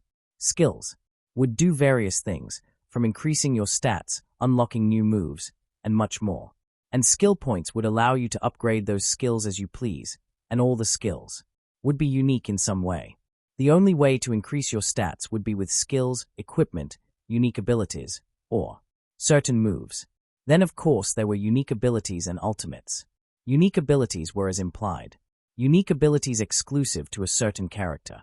And ultimates were big flashy moves that could be used once they had enough mana, which was built up during battle. But that was all just the tip of the iceberg. Ken and Amai, mostly Amai, had put a ton of work into the game's mechanics, and it showed in the gameplay. So, let's get the 1A summons out of the way, Fu said, opening up his books. Summons in the game were essentially extra party members, who showed up in battle but had no impact on the story. You could have one summon character in the party at a time. To make sure the focus was on the actual characters from the game. Alright, let's get the easy ones out of the way first, Ken said. Kirishima. Obviously, he's gonna be a tank. Let's give him a unique ability that reduces damage. Good idea, but how much? If it's by too much, then he could become way too strong. Amai pointed out. I think at maximum he should reduce damage by 30%. And then we can give him a skill that'll reduce damage by 20% for a few turns. So he'll be able to reduce damage by 50% for a little bit. But how are we gonna upgrade it? If we just make it so it reduces more damage, he'll be too good, Fu pointed out. Then instead of upgrading the damage reduction, we'll upgrade the number of turns the reduction lasts for, Amai said. Also, we're gonna need to give him a skill that attracts aggro. One of Kirishima's attacks is called Red Counter, so we should also give him a counter skill, Fu explained. Any ideas for his ultimate? He just punches you a lot. Ken shrugged. Not the flashiest thing in the world, but not much else we can do. Alright, let's move on for now. Ida. Amai suggested. Well, obviously we make him super fast, Ken said. So we just give him a unique ability that makes him super fast. Actually, Ida's quirk gets stronger the more he runs, Fu explained. So why don't we make it so that way he gets faster as the battle goes on? So he's really useful for long battles. Oh, I like that. It adds to the strategy part of the game. Amai said. What about his skills? Though, all Ida seems to do is run fast and kick people. Well, one of his special moves can be a kick that increases his speed, Fu added. And another, I guess he can run around the enemy and give them confusion. I guess. Ken shrugged. This is not as easy as I thought. Let's get back to him some other time. Maybe he'll come up with a new move. Let's do Todoroki next. Well, obviously his special moves are gonna revolve around fire and ice and giving the burn and freeze status, Fu said. To be specific, Todoroki should specialize in area of effect. Attacks. He's at his best when he's facing large groups of weaker enemies, rather than one really strong enemy. So he'll have fire and ice AoE attacks that inflict status elements, and his ultimate is gonna be some combination of both. Amai summarized. But what about his unique ability? Well, Fu took a moment to contemplate. How about we make him immune to the freeze and burn statuses? That feels a kinda lame, Ken observed, raising an eyebrow at Fu's suggestion. Feels more like a regular skill. Well, if his other abilities are really good, then him having an only okay unique ability should be fine, Amai told him. Let's move on. Uraraka.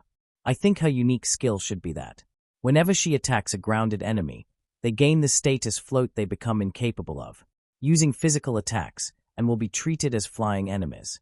And if she hits flying enemies, they become grounded, become immobile, and can't use physical attacks, and will be treated as grounded enemies. Oh, it references her gravity quirk. That's nice. Fu nodded. I'll add, one of her special attacks should be her raining a bunch of boulders on the enemy. Definitely. Ken nodded. And her ultimate should be her jumping really high into the air and smashing into the opponent like a meteor. Alright, good. Actually, I have some good ideas from Hagakure. Fu said, moving to the next student. Hagakure, you mean Invisible Girl? Ken asked, giving him a skeptical look. Yeah, Invisible Girl. I was thinking for her, she has really bad stats, but her unique ability gives her lots of evasion, and one of her skills inflicts blindness on the enemies. Fu explained. So she's kind of a luck-based character, where she's unlikely to get hit, and she Can make it super hard for the opponents to hit your team, but if she gets hit it's gonna hurt a lot, and she can't do much damage. Oh, I get it. I can already see people online saying she's either useless or OP online. Amai said, let's do another simple one. AEMR. He uses laser attacks. He has AoE where he shoots lasers in all directions, and his ultimate is a big laser. What about his unique ability?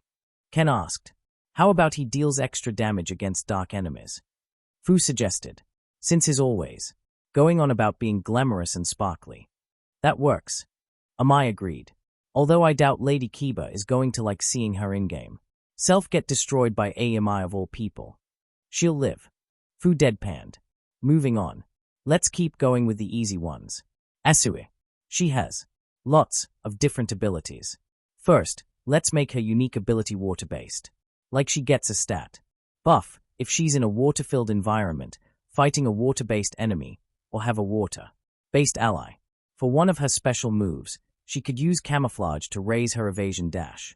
She can camouflage. Ken shouted out in shock. Since when? Since recently, Fu answered. She's not super good at it yet, but she will be, so it's okay to put it in the game. Anyway, back to what I was saying. She could also use her mucus to cause paralysis, and she could use her tongue to drag down flying enemies. And of course, her ultimate is a really big kick. Well, it is her favorite move, Ken grumbled, recalling all the kicks to the head he'd endured while fighting her. All right, so what are we gonna do about Ojiro?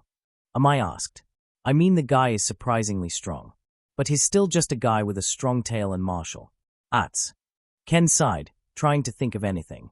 Not really much potential for unique abilities. You got anything, Fu? Well, I knew Ojiro was gonna be difficult, so I did some thinking, Fu said. Maybe he'll get stat boots against humanoid enemies, because martial arts are most effective against humanoid bodies. Ken honestly wasn't too hot on this. I mean, there aren't gonna be too many human-like enemies in the game, and that feels kinda weak, but I guess that's the best we've got. Anything else? Not really, Fu admitted. Maybe we can ask Ojiro to show us some martial arts moves and just turn those into skills. That's probably for the best, Amai said. Moving on, Soto. He's big, he's strong.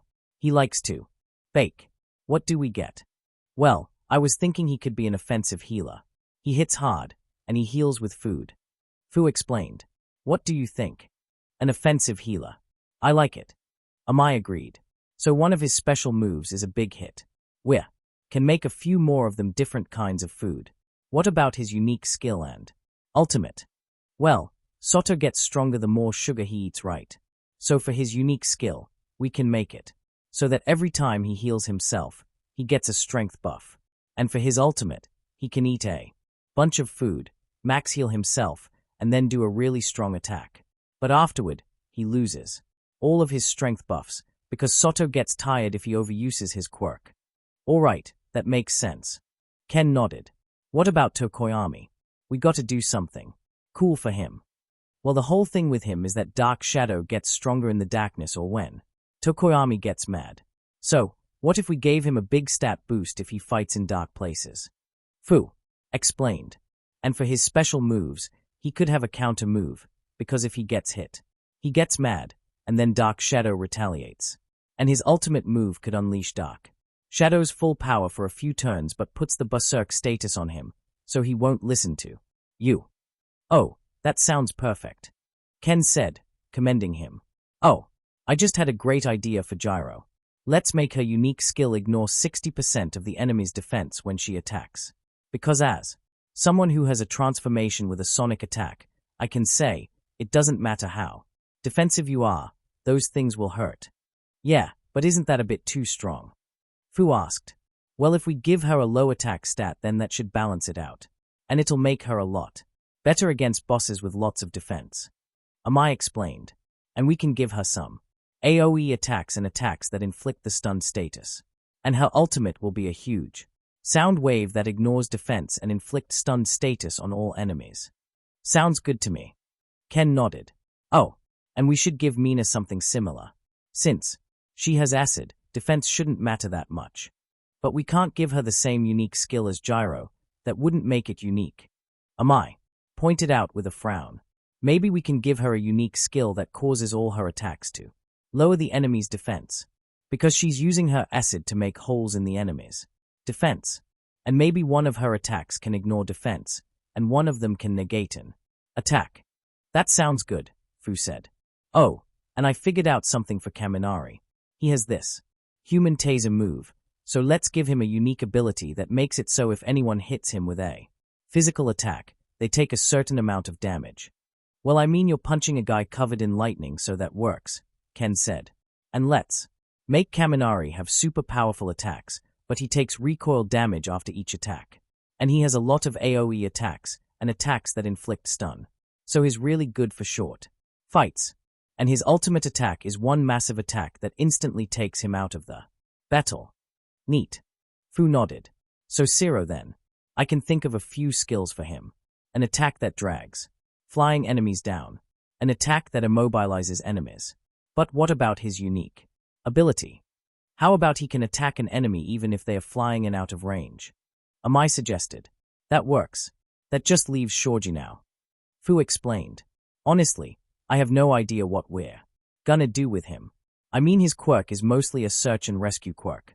He has some super strength but not much, and we already have a ton of strong bruiser characters. So what do we do? There was a long pause, as each one of them took a few minutes to try and think about this conundrum. Then suddenly, Amai's eyes lit up and you could almost see the metaphorical light bulb above her head.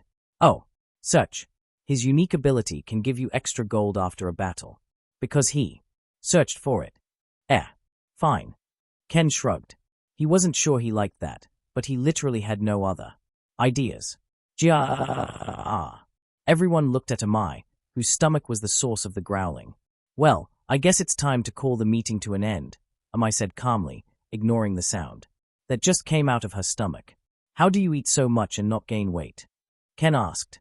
Lots and lots of exercises, Amai explained, as she got up to go eat. Now, if you excuse. Meh. Vrum.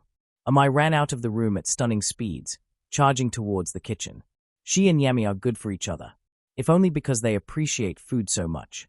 Fu said, he better learn how to cook for 10, because each of them is gonna eat a 5-course meal, 3 times a day. Ken half-joked. I can't imagine what'll happen if they have kids, Fu added. Gonna need a freezer the size of a building. Then again, should we really be talking considering we can both eat more than them? Hey, I can only eat that much as Wild Mutt. Ken defended before his stomach also growled. All this talk about food me hungry now. Well, me and Kyoshi are always willing to eat. Fu sighed, closing his notebook. Let's go. Chapter end notes. Alright, just want to say, this is not all of the skills and abilities going into the 1A. Characters in-game. The kids were just spitting some starting ideas. They'll continue building up ideas for 1A, but we won't see it. If you guys are interested, however, I could make some chapters of them making skills. For the original characters, their self-insert OCs, and 1B. And maybe some boss design. Anyway, if you are interested, tell me in the reviews. Also give your thoughts on the chapter. Oh, and before we go, obviously the Raid Shadow Legends thing is an April Fool's Day joke.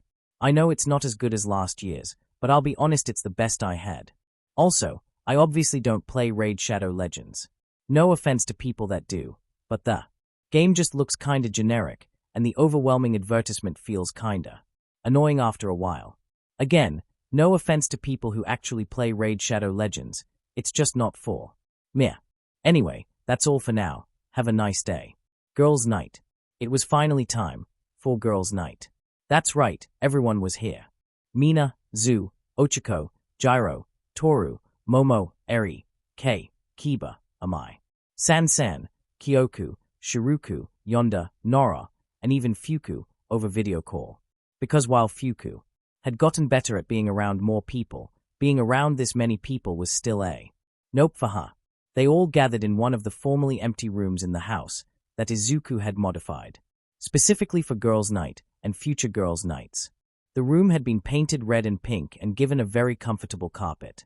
There was a closet filled with sleeping bags, a huge TV, and a bunch of other things for nightly activities.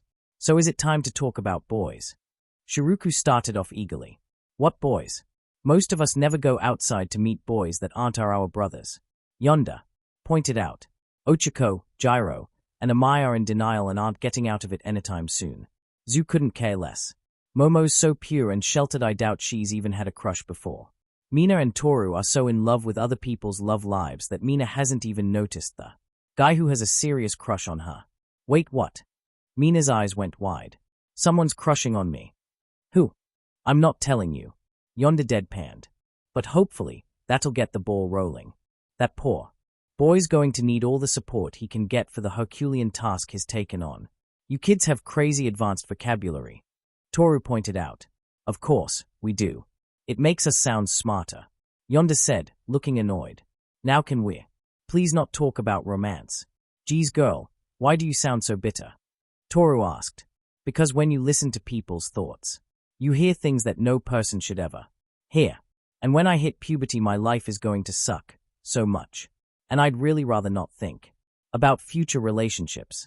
Yonda answered, shivering in fear as she imagined her teen years. Fair enough, let's talk about something else, Ochako said swiftly. Because she too didn't want to talk about romance. She knew where that conversation would go. Oh come on, we can't just not talk about romance at least a little bit, Toru whined. Maybe. Instead of talking about boys we're into, we can talk about what kind of people we'd be interested in. And we can skip Yonda since she doesn't want to talk about it.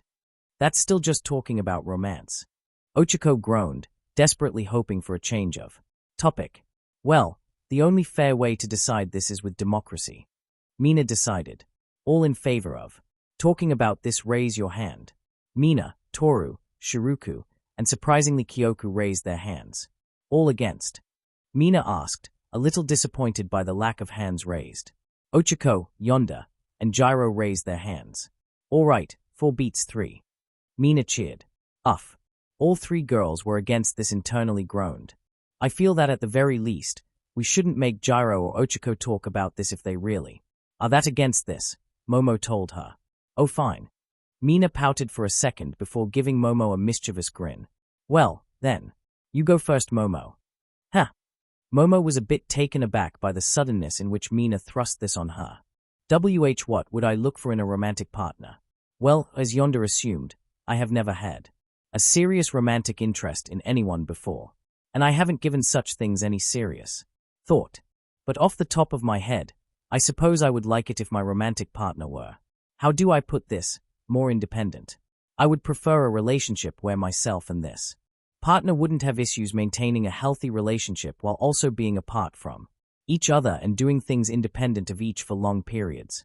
Of course, we would still frequently contact each other and support each other, but we wouldn't feel the need to constantly be in each other's presence. Opposite. IWN hugs. Sansan said, as she then wrapped herself around Ochako. Ochako laughed a little as she felt Sansan embrace her. I guess Sansan would want a relationship that's a lot more intimate. She'd probably be the kind of girl to glomp her partner whenever possible. Sansan nodded, giving her a bright grin. Hey, Sansan, I was wondering, since you're made of, are you into boys or girls? Shiruku asked, surprising everyone by how suddenly and nonchalantly she asked it. Sansan thought about that for a minute, making a cartoon finger and bringing it to her mouth, before making a question mark appear over her head and shrugging. I dunno. Wait, what is Sansan made of? Amai asked, looking extremely confused. I don't think your parents would appreciate us telling you, Zu answered bluntly. Also it makes sense that you haven't really had time to figure that out, Sansan. After all, you haven't had much exposure to other people. Maybe we should go outside more, Nora said absent-mindedly. No thanks. Fuku, Kyoku, and Kiba said sharply. I have no need to look for a partner. Kiba continued, shaking her head as she folded her arms. Either it'll happen or it won't. I don't really care. As long as I have my family I don't need much else. Oh no, I'm having a cute attack. Toru shouted as she clutched her chest and dramatically fell to the floor. Just too precious. Mina choked, doing the same thing. Anyway, guess I'll go next. Asui volunteered. I'm not really in a rush to be in a relationship, but if I was to find someone, I would like them to be dependable. Someone I can work with really easily, and have at my side without having to worry about them. I'd also like them to be good with kids. Oh, Zoo's gonna be a family woman here, Mina said teasingly. Always have been really. My parents have always been pretty busy, so most of the time, I've been the one who's had to take care of my younger siblings. Zoo explained. So I've been basically acting like a mom for most of my life. So in the future when I have kids, I'd like my spouse to be pulling their weight. Zoo ain't gonna take no slackers. Toru joked. Darn right, Zoo said bluntly, going along with the joke. Hey Shiruku, what's your ideal partner? Kei asked the spider girl curiously. Me? Well, I don't really want much out of a partner. I'd prefer someone creative. If they could draw, that would be wonderful. Specifically, I'd like them to have an eye for detail and a decently high standard. Not a perfectionist necessarily, but not a perfectionist. But I don't want them to be annoying about it, or just unwilling to compromise. I'd also like them to be very affectionate, always willing to give out hugs but respectful of when I want to be alone. I don't want them to be too loud. I wouldn't mind if they were mute actually. They don't need to be, but I would personally see that as a plus.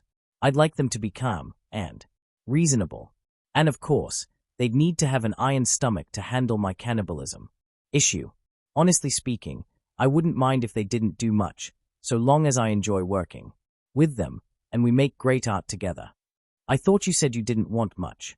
Kei asked, looking confused. Is that a lot to ask? Shiruku responded, looking equally confused. Girl knows what she wants. Can't blame her for that. Toru said, giving Shiruku an invisible high five. I wish I was like that. I have no idea what I'd want out of a partner. Fuku shyly admitted. Not that anyone would want to date Fuku. Oh dear sister, I'm sure there are many people who would love to be in a romantic relationship with you, Kiba told her kindly. You can write, draw, paint, cook, and even sew. You have so many good traits, and if anyone says otherwise, I will bludgeon them to death. Please don't. Ochiko, Zu, Momo, and Fuku all said simultaneously. I mean, I guess those are good. But I don't think those are good enough traits to look over. My quirk. Fuku said, with a saddened expression. Wait, what's her quirk? Amai asked. She releases a gas that makes you experience your worst nightmare while you're awake. Kiba explained casually like it was no big deal. Oh. Amai seemed shocked for a moment, before laughing a little. You know you guys are all so friendly, I forget you could subject me to a fate worse than death. Yeah, you get over that surprisingly quickly. Toru agreed. But that is gonna make it a little hard to find someone, Amai admitted. But don't worry. One day I'm sure you'll find someone who can look past how scary your quirk is. They may even find the scary part of you attractive. Speaking from experience.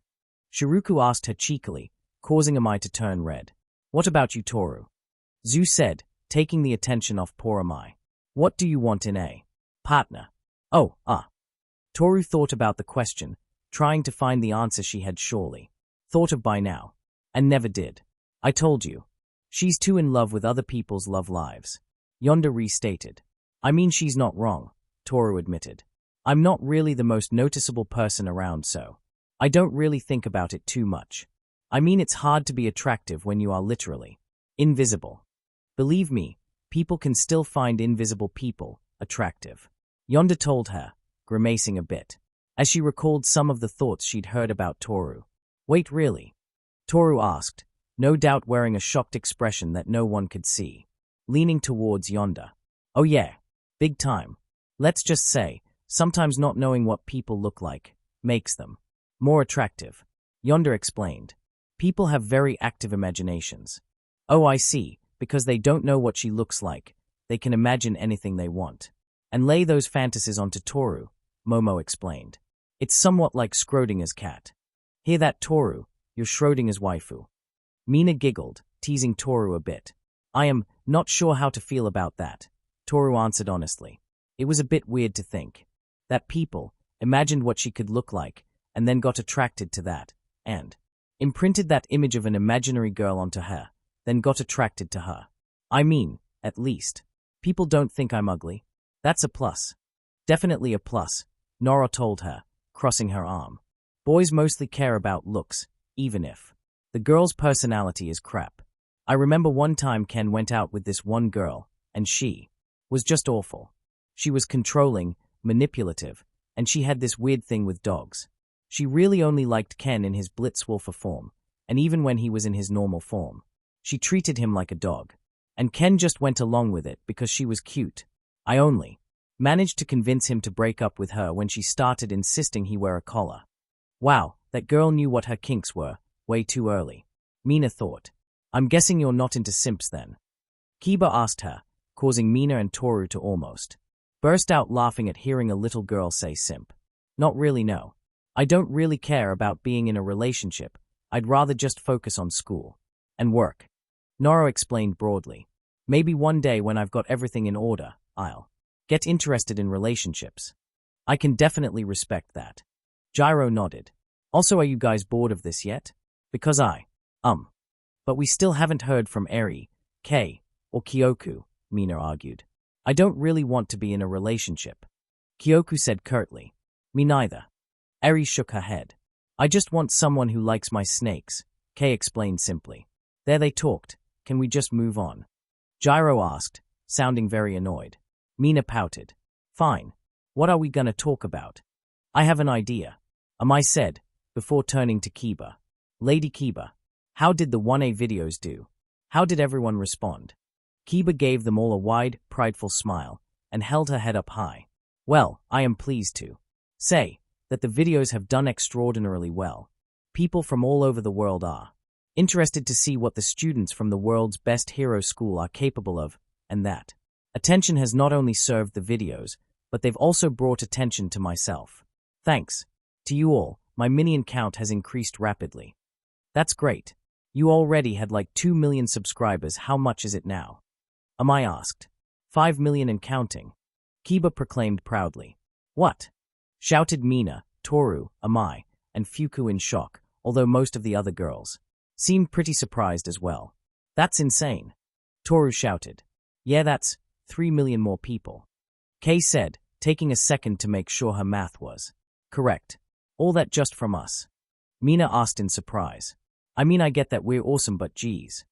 It's not too surprising if you think about it, Zu spoke up. Kiba's channel has a lot of appeals.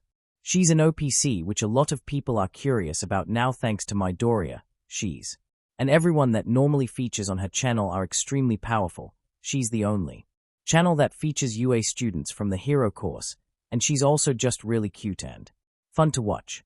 I am not cute. I am fearsome and beautiful. Kiba huffed. Sorry, she's beautiful, and fun to watch. Zu corrected. I'd be surprised if she doesn't get to 20 million eventually. 20 million. Fut. Everyone in the entire world will one day become my minion. Soon all will kneel before me. Ahahaha. Kiba laughed manically. Hail Lady Kiba. Amai, Mina, Toru, and Fuku cheered. Hail Lady Kiba.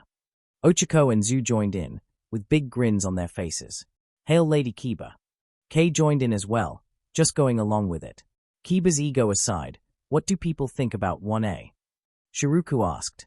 The whole reason we filmed those was to make people like 1A more so they'd buy the game. Well, I think it worked pretty well, Kiba explained. Opinions on Ojiro have increased greatly, and people can actually remember his name now. The same goes for Zero. People have been moderately impressed with Soto, Shoji, Gyro, and Aemar. Although people have been a bit disappointed in Kaminari because of how limited his quirk is. They are quite fond of Mina, not just because of her quirk, of how she uses it in style. Hee. Nice. Mina said, patting herself on the back. They are also really impressed with you too, Zu, Kiba told the frog girl. People weren't expecting someone with a frog quirk to be so capable. Never underestimate a frog, Zu told them. They look cute, but they are deadly predators. Lots of them look really cool and colorful, but they have super deadly poison. Kei said, excitedly jumping into the convection. I learned that in a book. Zu pet the snakes on her head, causing Kei to giggle as her snakes gave off a pleasing hiss. People are also rather fond of Ida. After the How Fast Can Ida Go video, Kiba continued, which is good because that video was an absolute pain to get right. Many people also like Kirishima's attitude, more so than his quirk. Of course, Tokoyami, and Todoroki are some of the more talked about members of your class. People are quite enamored with their power. But, when it comes to the most talk about member of your class, no one comes close to Ochako. Hey, me? Ochako asked, soundingly slightly surprised. Am I really that much more popular? Well, duh. Mina said. You're one of the 4 strongest people in class. And out of you, Bakugo, Todoroki, and Tokoyami, you're the most approachable. Yeah, not gonna lie, it's kind of hilarious how out of place you are with those 4. Gyro pointed out with a very amused smirk. Those 3 look like they are from an emo rock band. And then we have a cheery-looking marshmallow girl just vibing.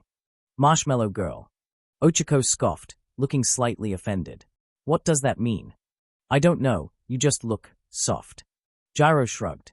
Not like fat or anything, obviously you're ripped as heck. It's just when I look at you it feels like I'm looking at someone made of marshmallows and cotton candy. You just look soft. Like a pillow. Well, we got to test that now. Mina stood up and looked down at Ochako with a mischievous gleam in her eyes, and her arms in front of her, aimed at Ochako. Everyone, time for a group hug. Wait, guys, not all that arg. Ochako didn't have time to get her words out, as Mina dived on top of her. Toru jumped in, and then Kei, and then San-san, then Shiruku, then Kiba, and lastly Kyoku. Yep, can confirm. Nice and huggable. Mina giggled. All right, that's enough. Ochako said, before activating one for all. Full cowling. 10%. Ochako then started to rise up, everyone else falling off her as their combined weight was nothing compared to her strength. See what we mean? Mina asked as she and everyone got off the ground after sliding off. Ochako, you're a powerhouse. It really shouldn't be surprising that you're attracting this much attention, Zu told her. Bluntly. All that power and a friendly face. It kind of reminds me of All Might. Ochako went stiff for a minute, not expecting that sudden comparison that hit a bit too close to the truth for her liking. Hey, Kiba, I just noticed you didn't tell us what people thought of Toru. Yonda pointed out, quickly changing the topic for Ochako's sake. Oh right, my apologies. Kiba said to Toru. Although, unfortunately, I can't say people are talking about you that much. Hey, I'm kinda used to that. Don't worry about it, Lady K, Toru told her. Hey, are we gonna watch some movies or what? Gyro asked. Yeah, let's do that. Ochako said, quickly grabbing the remote and quickly turning it on, trying to keep everyone from continuing to speak on this topic. Fortunately, it worked, and the rest of the night was spent watching movies and eating snacks, and most importantly, enjoying each other's company.